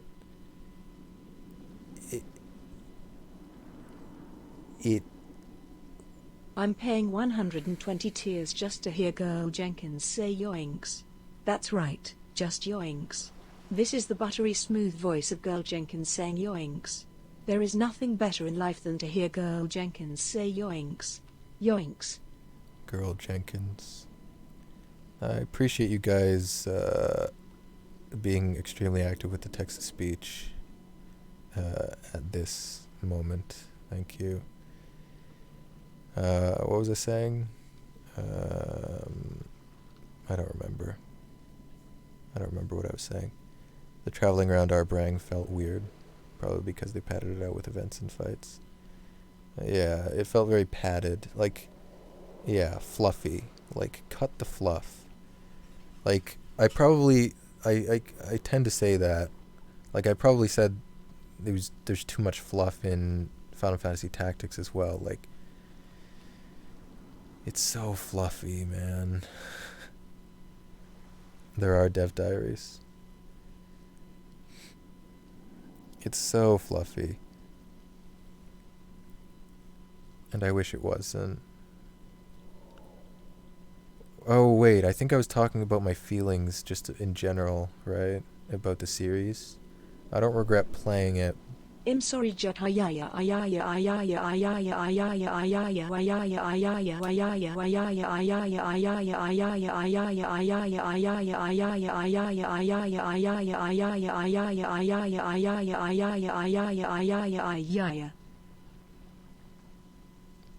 don't regret playing it, but it leaves such a weird, like, it leaves such a weird, like, feeling for me. I don't know. Like, and I feel kind of weird criticizing it so much because I know a lot of people like these Banner Saga games a lot. But I just have to make my opinion known because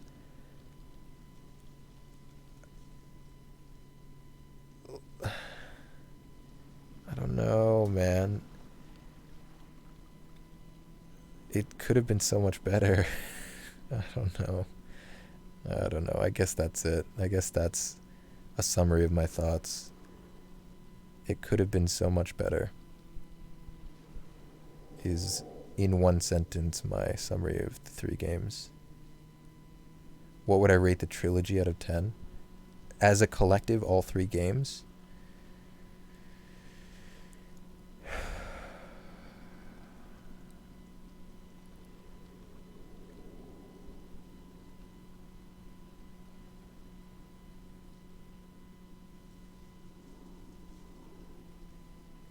A 4.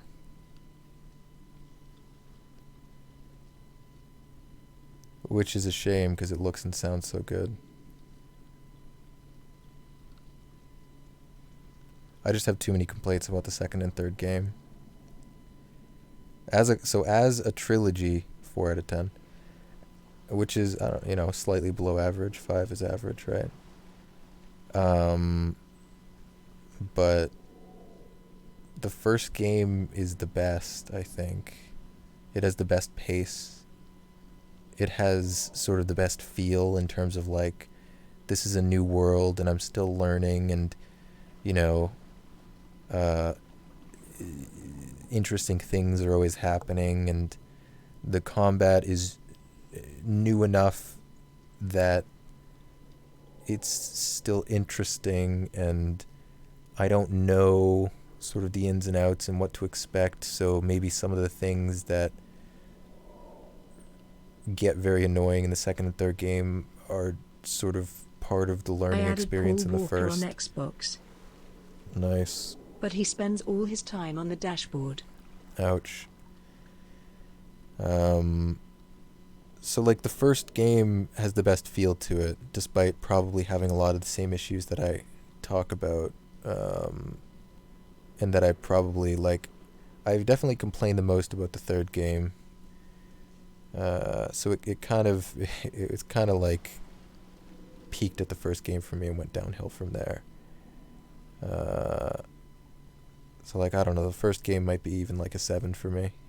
A 7 or 8. And then the second game would be like barely a 5. And then the third game is like a 3 for me. Maybe that averages out to about a 4. The third game might even be like a 2 for me. Yup. It was that bad of an experience. And mind you, a lot of that comes down to the bugs. It was almost insufferable. I think there were a couple of streams where I ended early because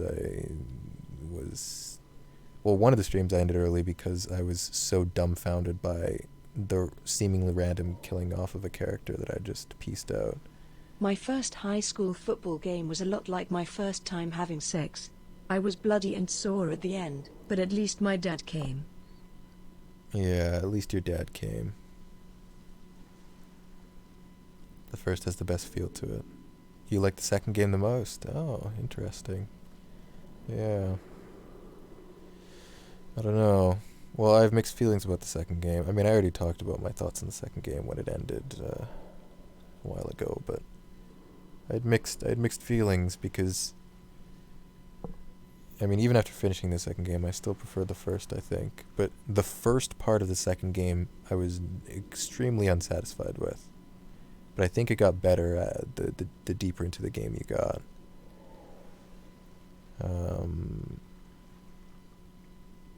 But I don't know.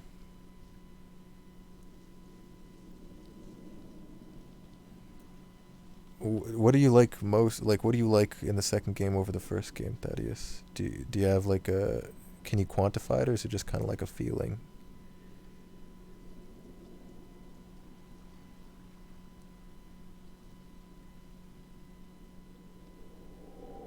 Yeah, I don't know. The new characters. Oh, I see. The character designs in this game are really cool. Like, everything visually is fantastic. And some of the character, like, I don't know, a lot of the characters ended up falling to the background for me. I guess it's just the ones you end up using the most or the ones you like the most. Is typically how it goes with these video games. These video gams. These meaty video gams. Yeah. I kind of wish this was just a 2-game series, though. Like I said before, like maybe the first third of the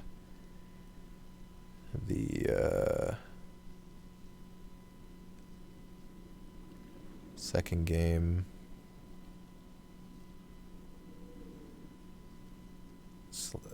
slapped onto the end of the first, and then just this entire game with none of the fluff in it on the end of the second game. Oh, did the talents really work for your playstyle? Interesting. I don't know. I struggle to think of a playstyle that the talents would be consistently good in. But that's not like... I don't mean anything by that. It's just... For me, in a tactics game, I'm not comfortable relying on like low percentage chances of things happening. Or, well, you simply can't rely on that, but I guess it's a nice bonus when those things do proc.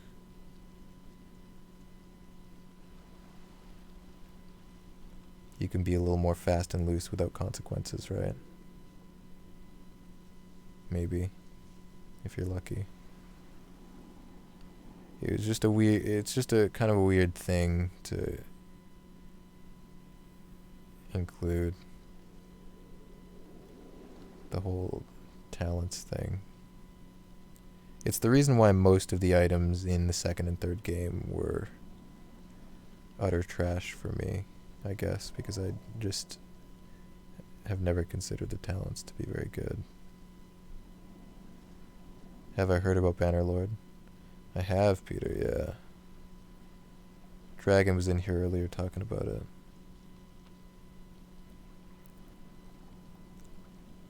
You play a bit more chaotically than me, Thaddeus. Oh, I see.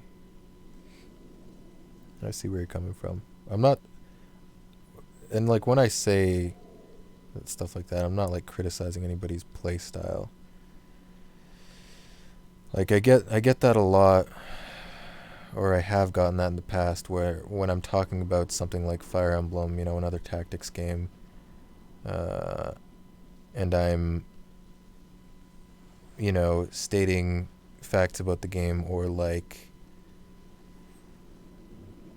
basically, speaking with authority about things because I played the game so much, and maybe people have heard me and thought that I was criticizing their play style or something.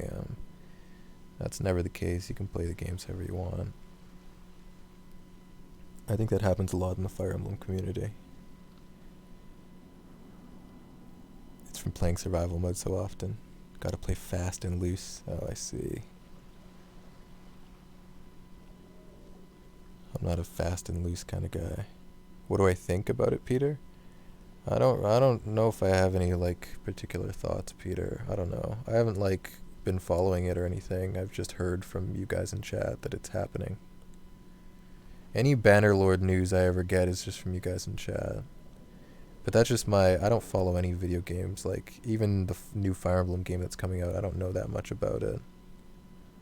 Am I going to play Bannerlord when it releases? Or when the beta comes out? Probably not the beta, no. But I'll try to play the full release game if it runs with OBS on my shitty PC. Yeah, just giving my experience, opinions based on my experiences. Well, yeah, that applies more to the Banner Saga, opinions based on experiences.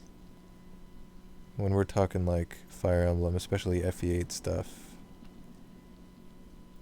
and when you discuss like what characters are good, or like, I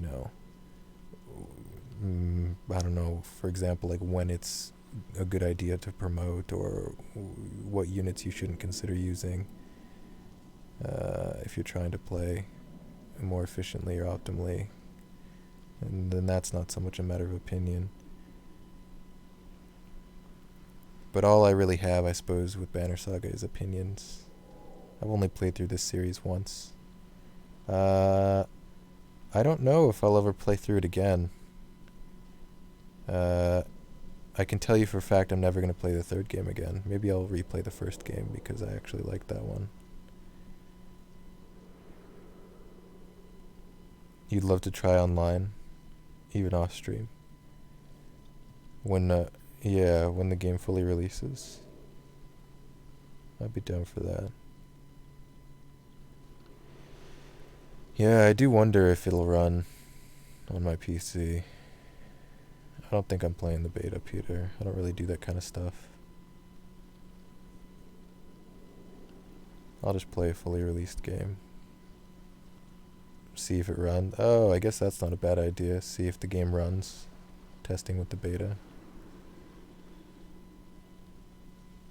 That way you should know if you should buy it. Yeah, well, I'm pretty sure it'll run without OBS running. Unless the game is super poorly optimized. Which I don't think it will be. So I don't have too many doubts. It's just OBS hogs up a lot of resources on the computer. You never know. Yeah, I suppose. For that kind of stuff, I typically just look at like minimum requirements and stuff like that for... Like, I can't remember the last time I participated in a beta of something. I guess I tested out that one tactics game with Moosey around Christmas time. It came in the Jingle Jam from Humble Bundle. What was it called? Battle J or something? That was another tactics game with too much fluff. It was okay. It was a PvP tactics game, which are a bit harder to do than PvE PvE. Well, it's not PvE, you know, just player versus like a single player experience. PvP tactics is a bit tougher. When Vermintide? I don't know, Peter. I have a note on my phone saying that I need to give you a shout to play Vermintide, but I've been busy.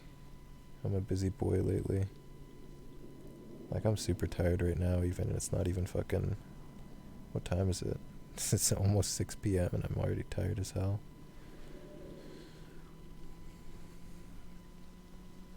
Anything that I'm looking forward to playing? Yeah. Fire Emblem comes out in a couple weeks. The new Fire Emblem. I'm looking forward to checking that out. Although, I don't know if it's going to be sold out. I don't know. Fire Emblem's a bit of a weird one because, like,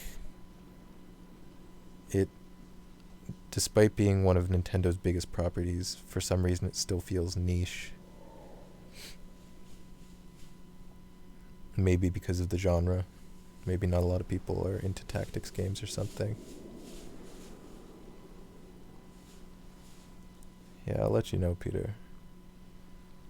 Oh, you're going to Poland in a week. Oh, shit. Visit family?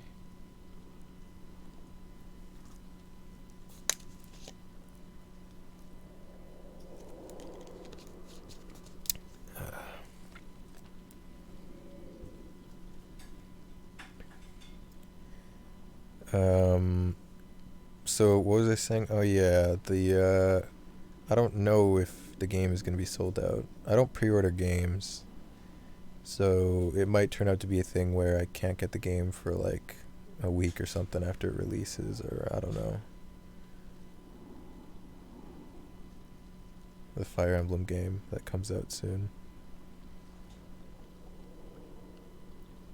He's leaving you for Poland. Oh, I cry. Got to talk to some dude about work on Monday. Oh, shit. That's what I like to hear. Luigi's Mansion. And the new Animal Crossing. Oh, when does the new Animal Crossing come out? Did they ever release it yet? I've never played a Luigi's Mansion game either. They seem fun, though.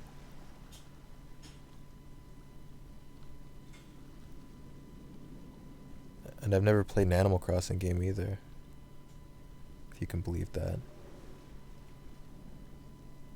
4 weeks together non-stop, and it was great. Oh, hell yeah.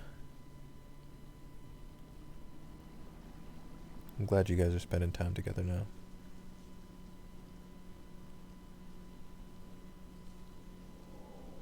And both those games are on the Switch, huh, Trash? The Switch is, yeah.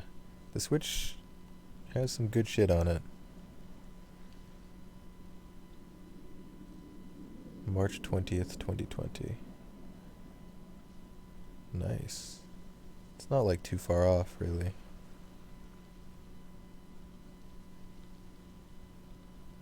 Oh, okay, Peter.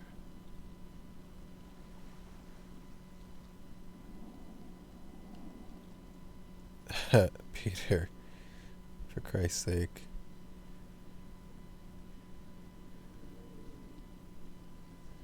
Yeah, I'm glad Nintendo's doing good stuff with the Switch too.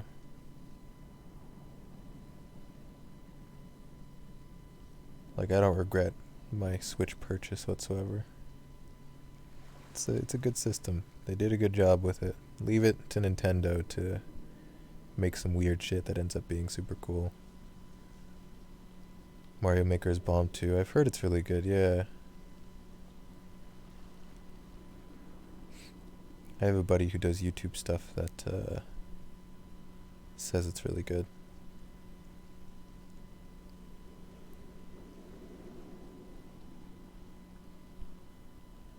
How much can you get it for now? The Switch? I don't know, actually.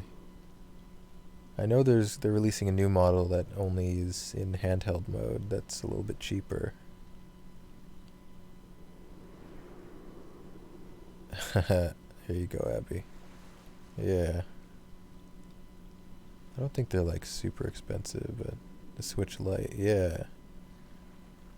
Oh, and I think this. So the Switch Lite, I think it's like $200, right? So I think our normal Switch might be like $300. I have no idea. It's still 300 for a new Switch. Yeah, okay, that sounds right.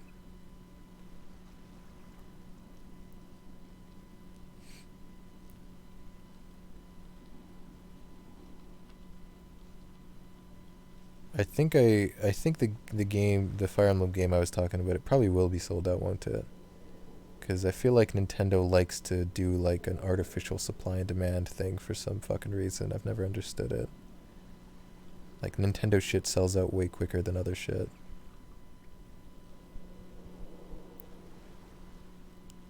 If someone gave you one, you'd probably sell it so you could get your AC fixed in your car. Oh fuck, dude. That's the worst. Fuck that, gaming over anything else. Even above your own personal comfort. Who needs basic comforts when you have gaming? Choose heat stroke, there you go. Your drive to work is literal hell. Yeah, I believe it. No AC would suck.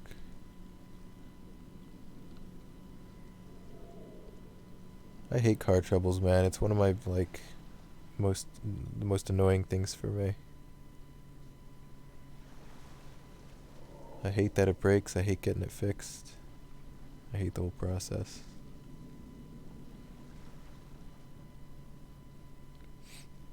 Gaming gives you personal comfort. Yeah, in like an escapism sort of way, I suppose. How am I? I'm okay. Yeah, I'm doing fine. Okay, fine. These are words you want to be saying when describing how you're doing.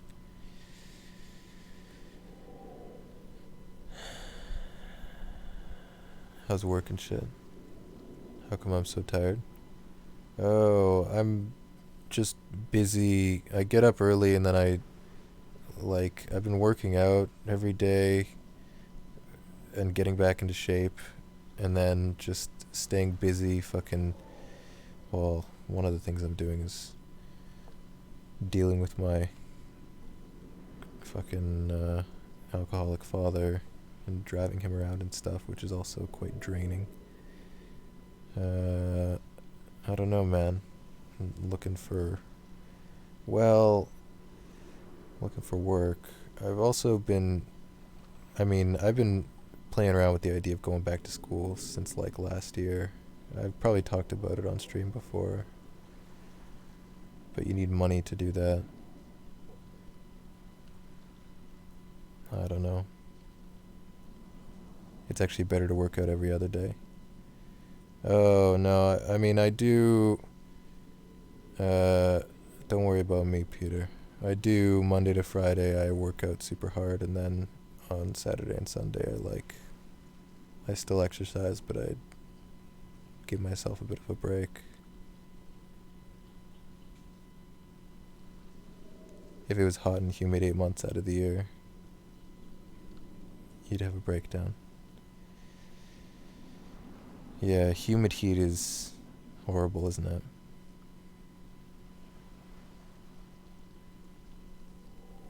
It's really, in the summer near the Great Lakes here, it's really hot and humid, and it's not great.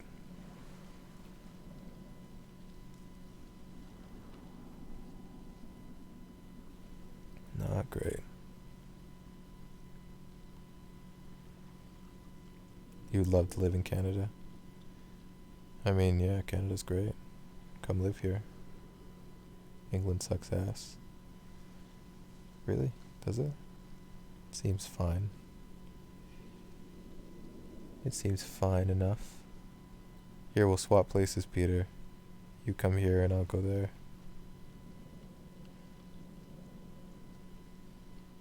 Trust you? Okay, I'll trust you. I trust you, Peter. Trust you with my life. I don't know if that's wise. Gray skies and rain. I don't know. I don't like. I guess, yeah, the rain. I wouldn't be a fan of. Does it rain like every day there? Surely not, right? I go on a lot of walks, so I don't like it when it rains when I'm walking.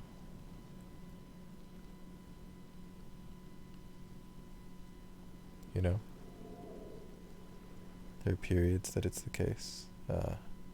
It's been raining a lot here lately. Like, too much, too much, too much. There was like a week and a half there where it rained every day. Like, thunderstorm, too. I think it's supposed to thunderstorm tomorrow, too. It's like, give me a break, man. Trying to fucking walk. Sometimes I go for a run, but I can't do that too many days of the week because my knee starts giving out. Like, I don't think there's ever going to be a point where I could go for a run every day. Not anymore. The grayness is depressing. Oh. 2 weeks of summer and that's it.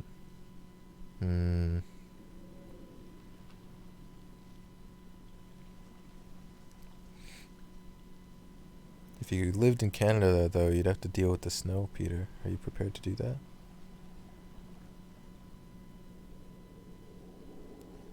Vitamin D. I'll give you guys some vitamin D. We like snow. Oh, yeah, you like snow until you have to walk through, like, 3 feet of snow to get to your car, and your street hasn't been cleared off, so it takes you like 10 minutes to drive like 50 meters down to the corner, and then you get stuck turning out of onto the next road. And then just everything is inconvenient. Nothing shuts down when it snows here. I'm pretty sure stuff shuts down in the UK, right, when it snows. And in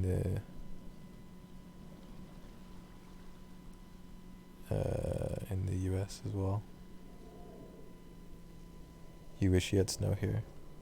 Winter would be my favorite season if it didn't come with so many inconveniences. I think I've said that before. Day after day of rain in winter, that sucks. Yeah, there's snow in Poland. I feel ya. Used to jog to work every day. You wish you could still do that, Thaddeus.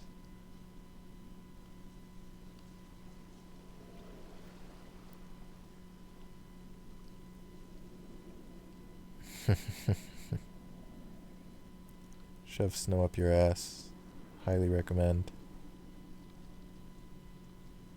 Nothing shuts down, it never melts. Yep. Snowbanks just get bigger and bigger.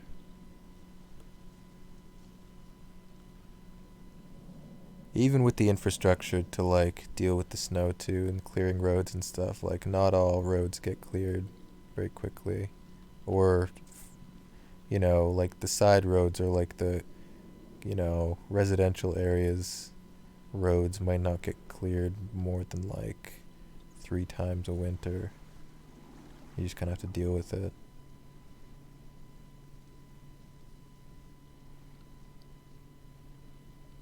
Please no ice cubes up the ass. Those would last a lot longer than a handful of snow, wouldn't they?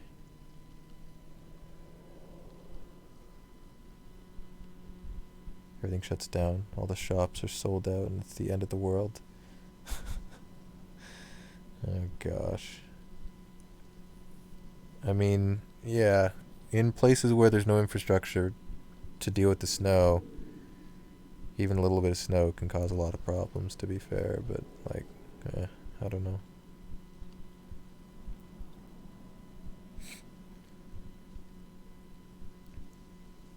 It's funny to see.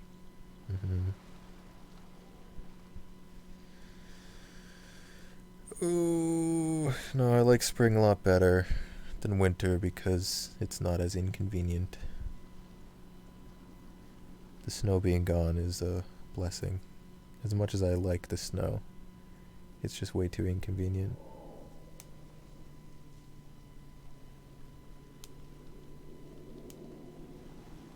you got 2 feet of snow, everyone would curl up and die. In Philly, you'd kick it to the side and go to work. Yeah. You just deal with it.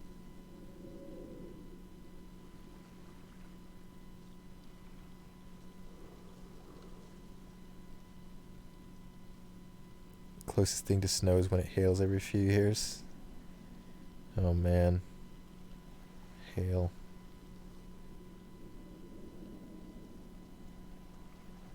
You ever seen hail that gets like super fucking big, like the size like baseballs? People died here when you had 2 centimeters of snow. Oh, wasn't there a thing? Oh no, never mind. There was like a... Apparently there was a polar vortex this year, wasn't there? I didn't know that until you got, like, somebody told me in chat.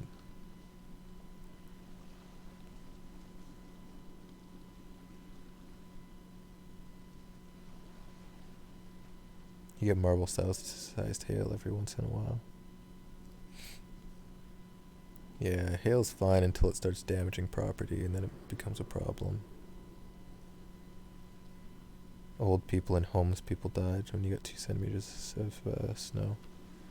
Well, yeah, that's why I thought of the polar vortex, because I think a lot of people probably died from that as well.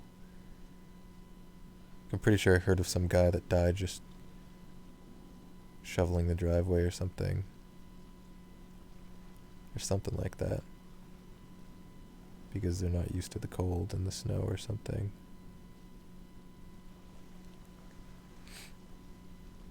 Biggest your hill gets is the size of a pea. That's not too bad. The dreaded polar vortex. 20 Fahrenheit that one day. Yeah, I don't know. Like, it just wasn't noticeable in Canada because it just felt normal. Like, I had to be told, like I said. I had no idea. I don't keep up with, like, the news or anything.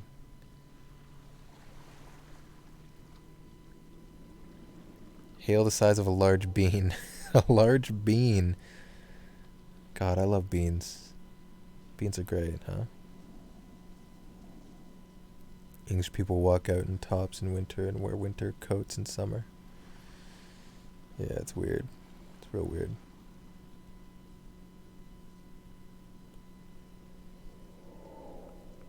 I don't know what 20 Fahrenheit is. It doesn't sound that bad, though. Isn't 0 degrees Celsius like 34 degrees Fahrenheit or something? That doesn't sound that cold at all. Assert dominance over the weather. I guess that's what the emoji is for. I used to know the Celsius Fahrenheit shenanigans. The faff. I don't anymore. 32. Oh, 0 degrees Celsius is 32 Fahrenheit? Okay. Right. And then up or down from there, it's 2.2 degrees Fahrenheit for every 1 degree Celsius. Right? So, like, 34 degrees Fahrenheit, for example, would be like 1 degree Celsius. Southerners thought that you were all gonna die. Right. I mean, that's fair play if they don't have, like, the clothes or something, or no heating or anything like that.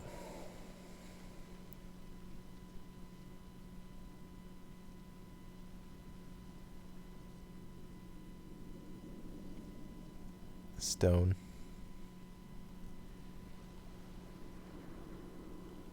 Stones and pounds.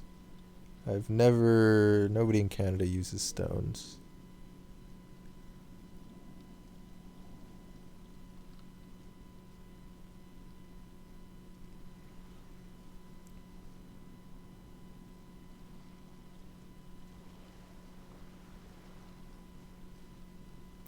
use kilometers.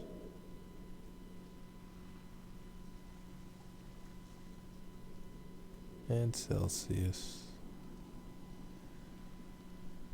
A stone is about as heavy as a good hefty stone.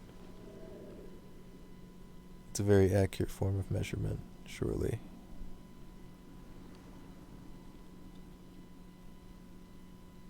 Surely there's no better system than measuring the weight of a person against a stone.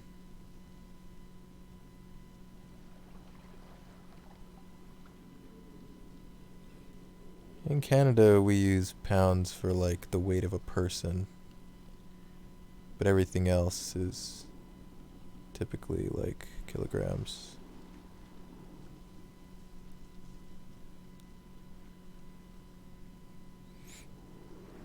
£14 is a stone. Amazing.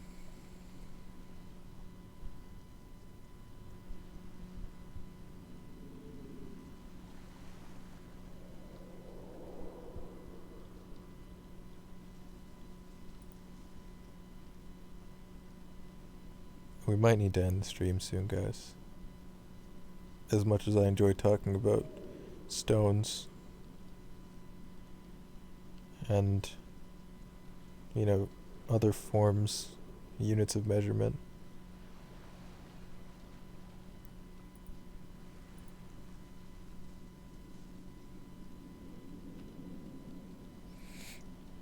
Don't leave us.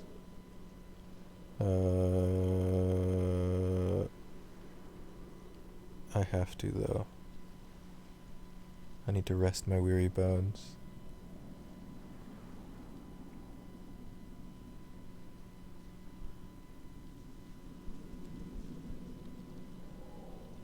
He thought a ton was in pounds, not kilograms. Can it be both? Oh, well, yeah. I mean, to be fair, any unit of measurement can be converted, so I guess the answer is yes. Like, fuck, you could measure a ton in stones. No stones for me. I have no stones. That's okay, I don't need any stones. I don't have any stones. Take my stones, I don't care. You'll be left empty-handed. I have, like, seashells. Do you want those?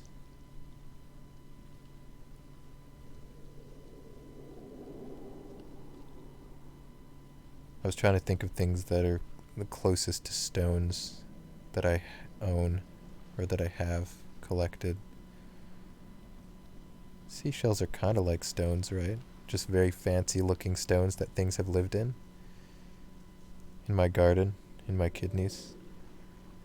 In my garden, I guess if you dig around in the dirt enough, you'll find some rocks. Or stones.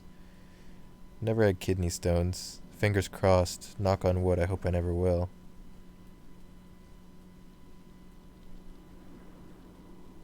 I don't think I want to pass a kidney stone. You'll steal my kidney stones? Go for it.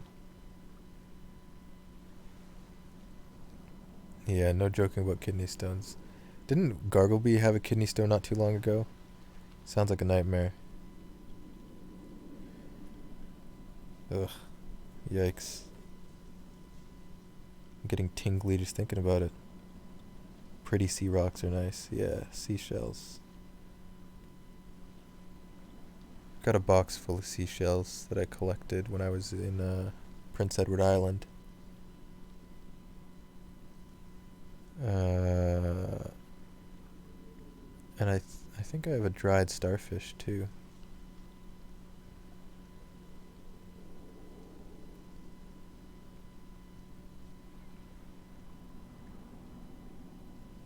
You'd rather have a surgeon remove them than piss them naturally. I don't know. I don't know about that. Well, if they get too big, they have to be removed, right? You can't just pass them at that point. I don't know. I think I'd still just pass them. I hope I never have to make that decision, though. Because I don't think I would ever choose to have surgery if I didn't need it. Despite the pain. Surgery is for quitters. I don't know about that. I'm not on board with that statement. You still get pain. They can give you a drug for the pain, though, Peter. But that would be rather invasive, wouldn't it? Basically elective invasive surgery. Reminds me of Jake and Amir. But everything reminds me of Jake and Amir. Take drugs yourself. Self-medicate. Sounds like a great idea. Listen up, kids. Drug yourselves. Wouldn't be the first time you've had something stuck in your pee hole. Yeah. You know those, like, juice box straws? Like those Capri Sun straws? Stick it in your urethras. There you go. I heard some people are into that.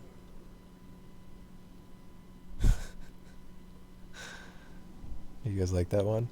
I can tell that made an impact. Wow. That was a Jake and Amir reference, by the way.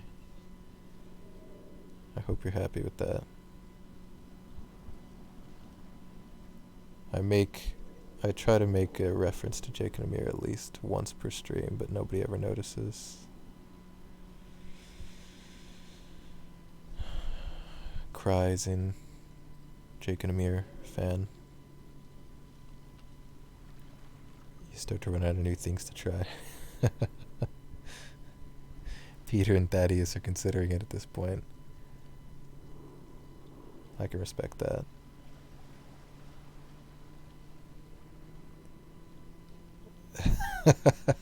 Abby is completely on board. Think outside the box. Yeah, that's right. Keep that Capri Sun straw outside of the box and inside of your pee hole. Gamers unite. Let's go.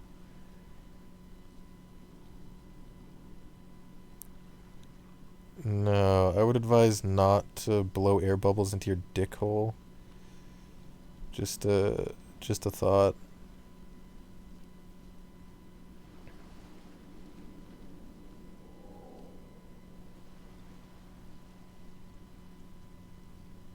Just a hot tip for you.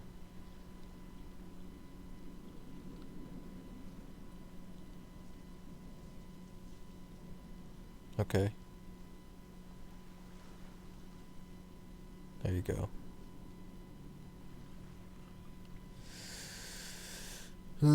Outside of the juice box. There you go. There you go, trash. We're on the same page. Anyway, I should probably go now. On that bombshell. We go watch some Jake and Amir because I'm thinking about it now. Maybe I'll go find a Capri Sun. Nah, too much sugar in those things. Can only drink that on Sunday. No post on Sundays. But I can eat whatever I want. Would I fuck a horse if I was lonely? No. What kind of question is that? What the fuck? What kind of fucking question is that? Just fucking jerk off or something.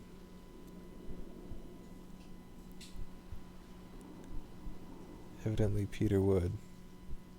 Because it's a horse. That's a great reason not to do it, trash. That's a good shout. It's probably the best reason not to do it. Because it's a horse. Although, Peter, JRHNBR. What does it stand for? Go. Peter knows. Peter makes good use of that information. No. When you're lonely, you just have to be comfortable in your loneliness. Or be comfortable being alone, rather. The answer isn't to go fuck a horse. Surprisingly. I know, it's hard to believe. It is hard to believe, but being comfortable being alone is probably the correct answer.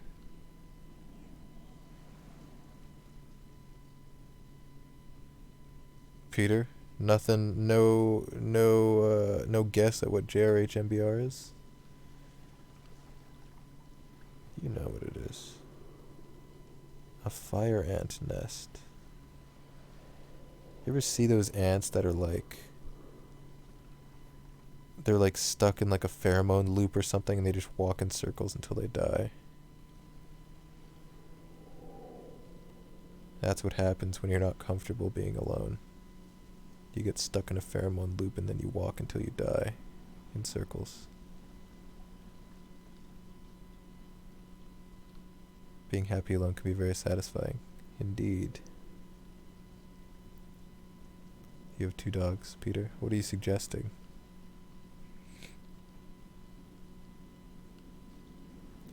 You guys remember when that guy in Florida got caught raping an alligator? Because it was like for revenge or something because the alligator ate his dog or some shit. You guys remember that? Yeah. I mean, it's Florida, so like, what do you expect, right? The only reason he got caught is because he was like making a bunch of noise in his backyard and his neighbor saw him or something.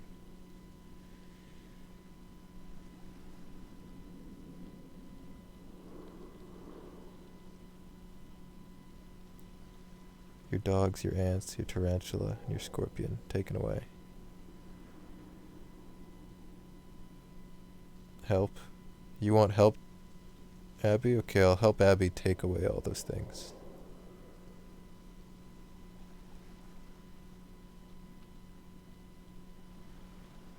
Help you?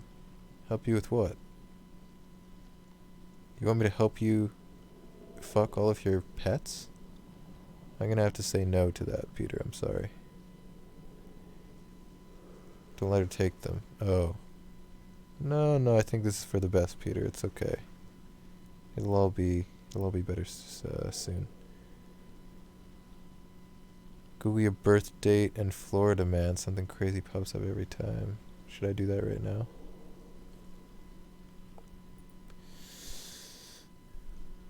Let's see what happened.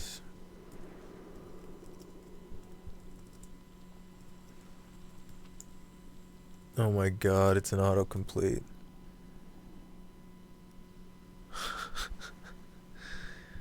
The top result is drunk driver wore novelty undies. What does that even mean?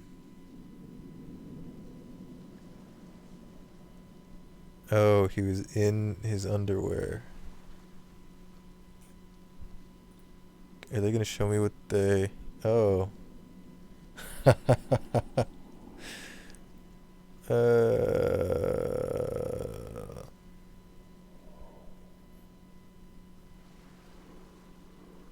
He was wearing boxers that said drunk, free breathalyzer test below here, and it's an arrow pointing to his crotch. Wow. Classic. Drunk driving. It's very humorous. Don't ever drink and drive, you fucking degenerates. Jesus Christ. How stupid you have to be to do shit like that. Oh, in unrelated news, my father got slammed for a DUI like a month and a bit ago. And I've been driving him around this whole time.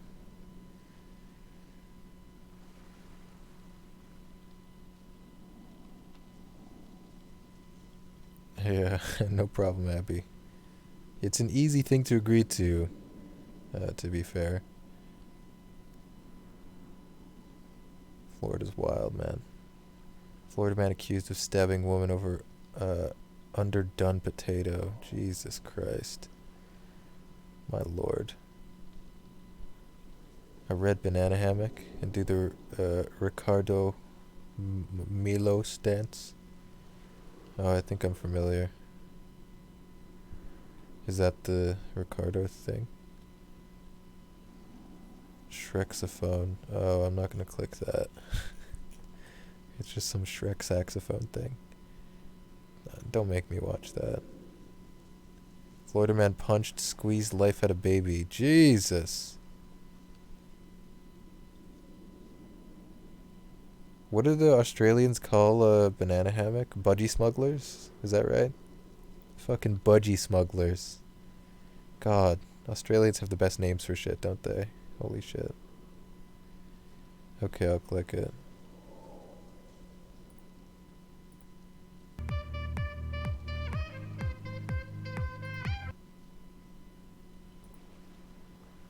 Is that enough for you? Shrexophone is a banger. Oh, look, Trash. Trash is in league with Peter.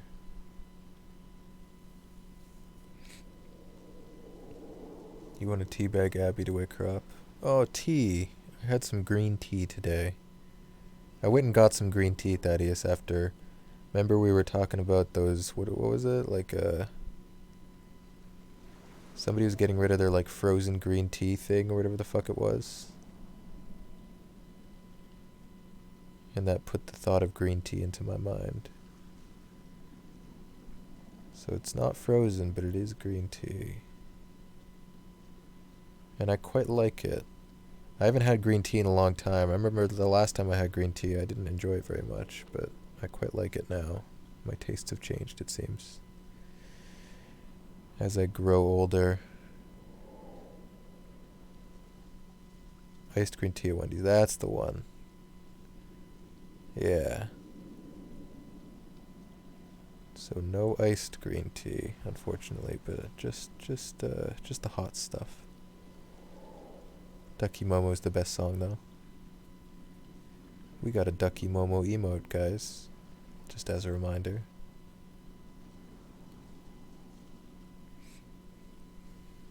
What is this one? Welcome to Tokyo. Tokyo! Is it time to end yet, guys? I don't want to alarm you, but we've been sitting on this title screen for half an hour. Just talking about weird shit. I should move the category over to, just chatting, huh?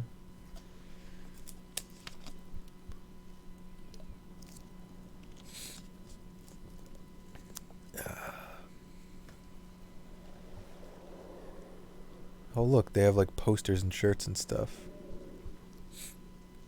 You know, the art is so beautiful, maybe I should get a poster. A poster for a series of games that, like, I don't think is very good. It'd be like, oh, you have a Banner Saga poster, you must like that game a lot. Or that series a lot. It's okay, I think I like the poster more than the games, though. What's the next game? I mean...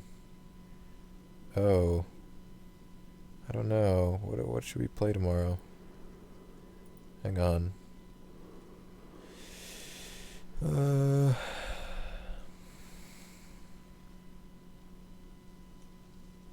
Maybe some RimWorld or something, I don't know. I'll have to figure it out. Oh, maybe I'll play the DLC for Borderlands 2 that I haven't played yet or something. Oh, converted from a Twitch Prime sub to a Tier 1 sub. Oh, I see. Luigi's Mansion 1. Wait, is that out? You want the OST on vinyl? That would be dope. That'd be super dope. Yeah, like honestly, I don't know, man. The art and the music is so good.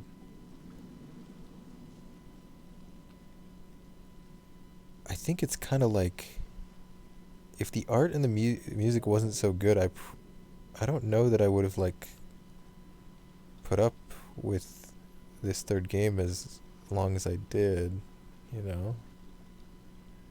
There were a lot of bugs, guys. Like, we lucked out in this last stream and didn't have any buggy issues, I don't think. Know what I'm doing with Gothic yet? Oh, Gothic 2? I'm probably not going to pick it back up, Peter. You're probably going to be sad to hear that, but I don't know. I thoroughly enjoyed the first Gothic game. I think maybe my mistake in the second Gothic game was trying to do like a full magic type thing. And maybe that sort of like didn't vibe with me. And then it got kind of like fucky after a while.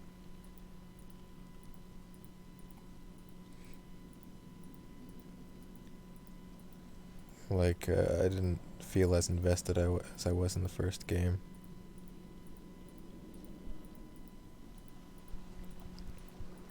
I had fun with the game though. Some of my favorite clips are from the Gothic 2 streams, so there you go.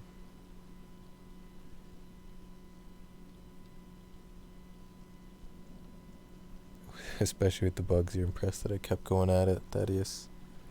I'm a very stubborn man. A stubborn boy. A stubborn wee lad, that's for sure. What's on my list? Let's see. In no particular order, Dragon Quest 3, 4, or 5, Pokemon Snakewood, Shadow Dragon, that's a Fire Emblem game, Baldur's Gate Enhanced Edition, next card game, Child of Light, Call of Duty, Black Ops 1, with people from chat, Stellaris, Flint Hook. I don't even know what Flint Hook is anymore. Someone must have suggested that, and I looked it up and thought it was interesting, but then I forgot about it. Vampire, Wizardry 8. I think Johnny Boy wanted me to play that one. Smuggler, Dying Light, Dragon Age Origins, Cultist Simulator, Modded RimWorld, Corpse Party. I think Amma was playing that actually. Someone must have asked me to play it. Stalker series. I don't even remember what that is either. Pendor, Mountain Blade mod. On My Own, Discourse. I think Bree recommended those ones. Breath of Fire, Avorion, Darklands, Valley, Dead Cells. Dead Cells has Twitch integration. I think that one might be fun.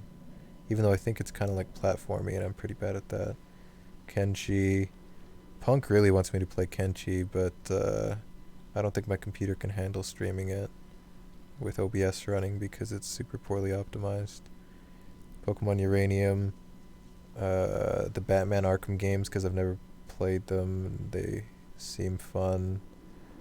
Dust Forest, Moonlighter, Oxygen not included. I think I got Moonlighter from Humble Monthly recently, so I think I own that one. Domina, I think that has Twitch integration too. Kerbal Space Program, Hand of Fate. Hand of Fate 2 has Twitch integration, and I recently got that on sale, I think. Hentai Tentacle Bicycle Race, what the fuck is that? Peter, you probably fucking suggested that, you weirdo. Kinseed, Bad North, Dead in Vinland, Breath Edge, Subnautica, They Are Billions, Thief Sim, Shenmue, 1 Hour, 1 Life, Dark Messiah, Might and Magic, Stella Deus, The Gate of Eternity. What the fuck? What is that? It's probably a tactics game. Apparently it was on PS2. Age of Wonders, Freedom Force, Atom RPG. Pokemon Yellow Google translated. I think Jack suggested that. It sounds kind of funny. Nidhogg. Some of these are multiplayer things that I think would be fun with you guys. Speedrunners would be fun to play with you guys. Fez, Fell Seal, Risk of Rain 2. That might still be in early access though.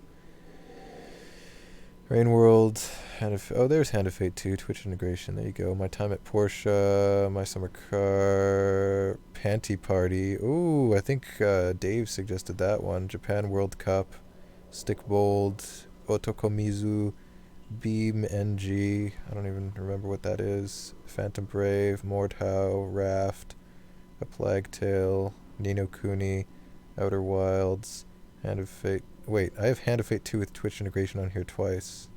Etrian Odyssey. Yeah, there's a lot of stuff there, huh? Castlevania. Oh, I love the music from Castlevania, man. The games. It may shock. Well, it's not really shocking at this point because apparently I've never played anything in my life, but Corpse Party's kind of hilarious, is it? Ama's been playing it. I feel bad because I can't catch Ama's streams anymore.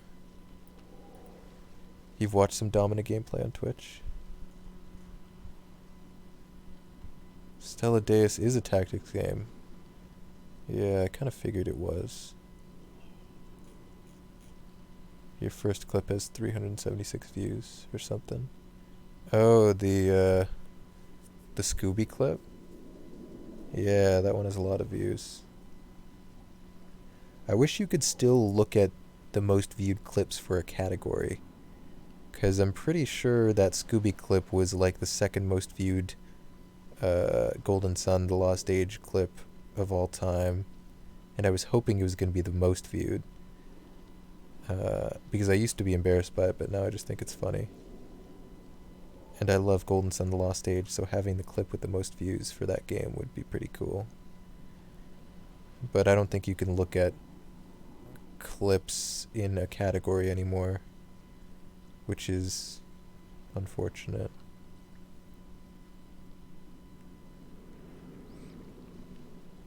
It's top. I'm talking about in the game category, not on my channel page, Peter. You feel me?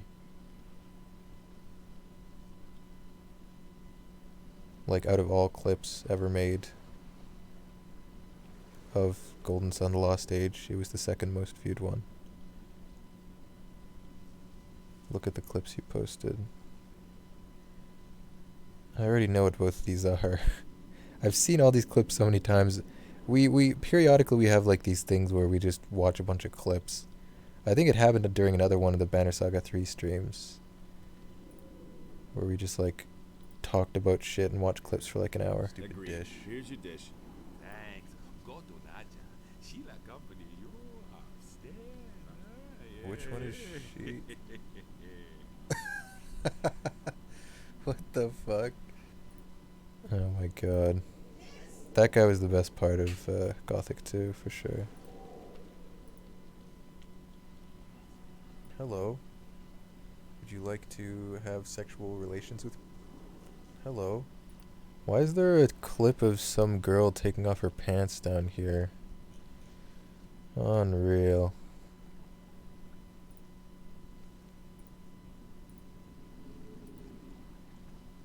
Bromore. Wait, what, where? When you click through and it goes to like the, you know, the white page with the clip playing, look at the suggested clips on the bottom. Bottom, right, I think it was.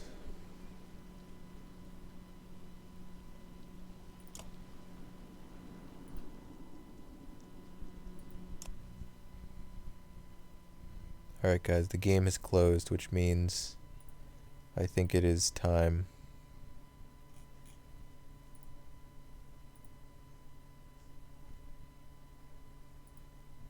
Yeah, I'm getting out of here.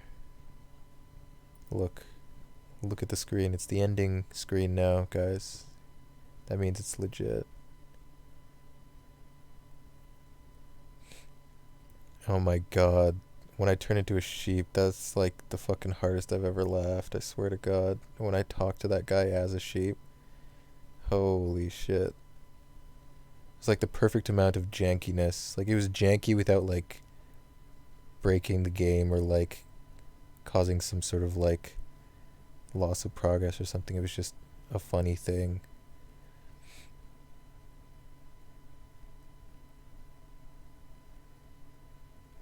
Yeah, have a good night, guys. It's always nice hanging out. But yeah, as you heard from the list of games that I want to check out, and that's not even everything. Like, I don't think Suikoden was on that list. I don't know. There's so much shit I want to play, but yeah. Anyways, fish some sheep for you. I don't think I've ever seen a sheep in person. Anyway, see you later. Have a good night.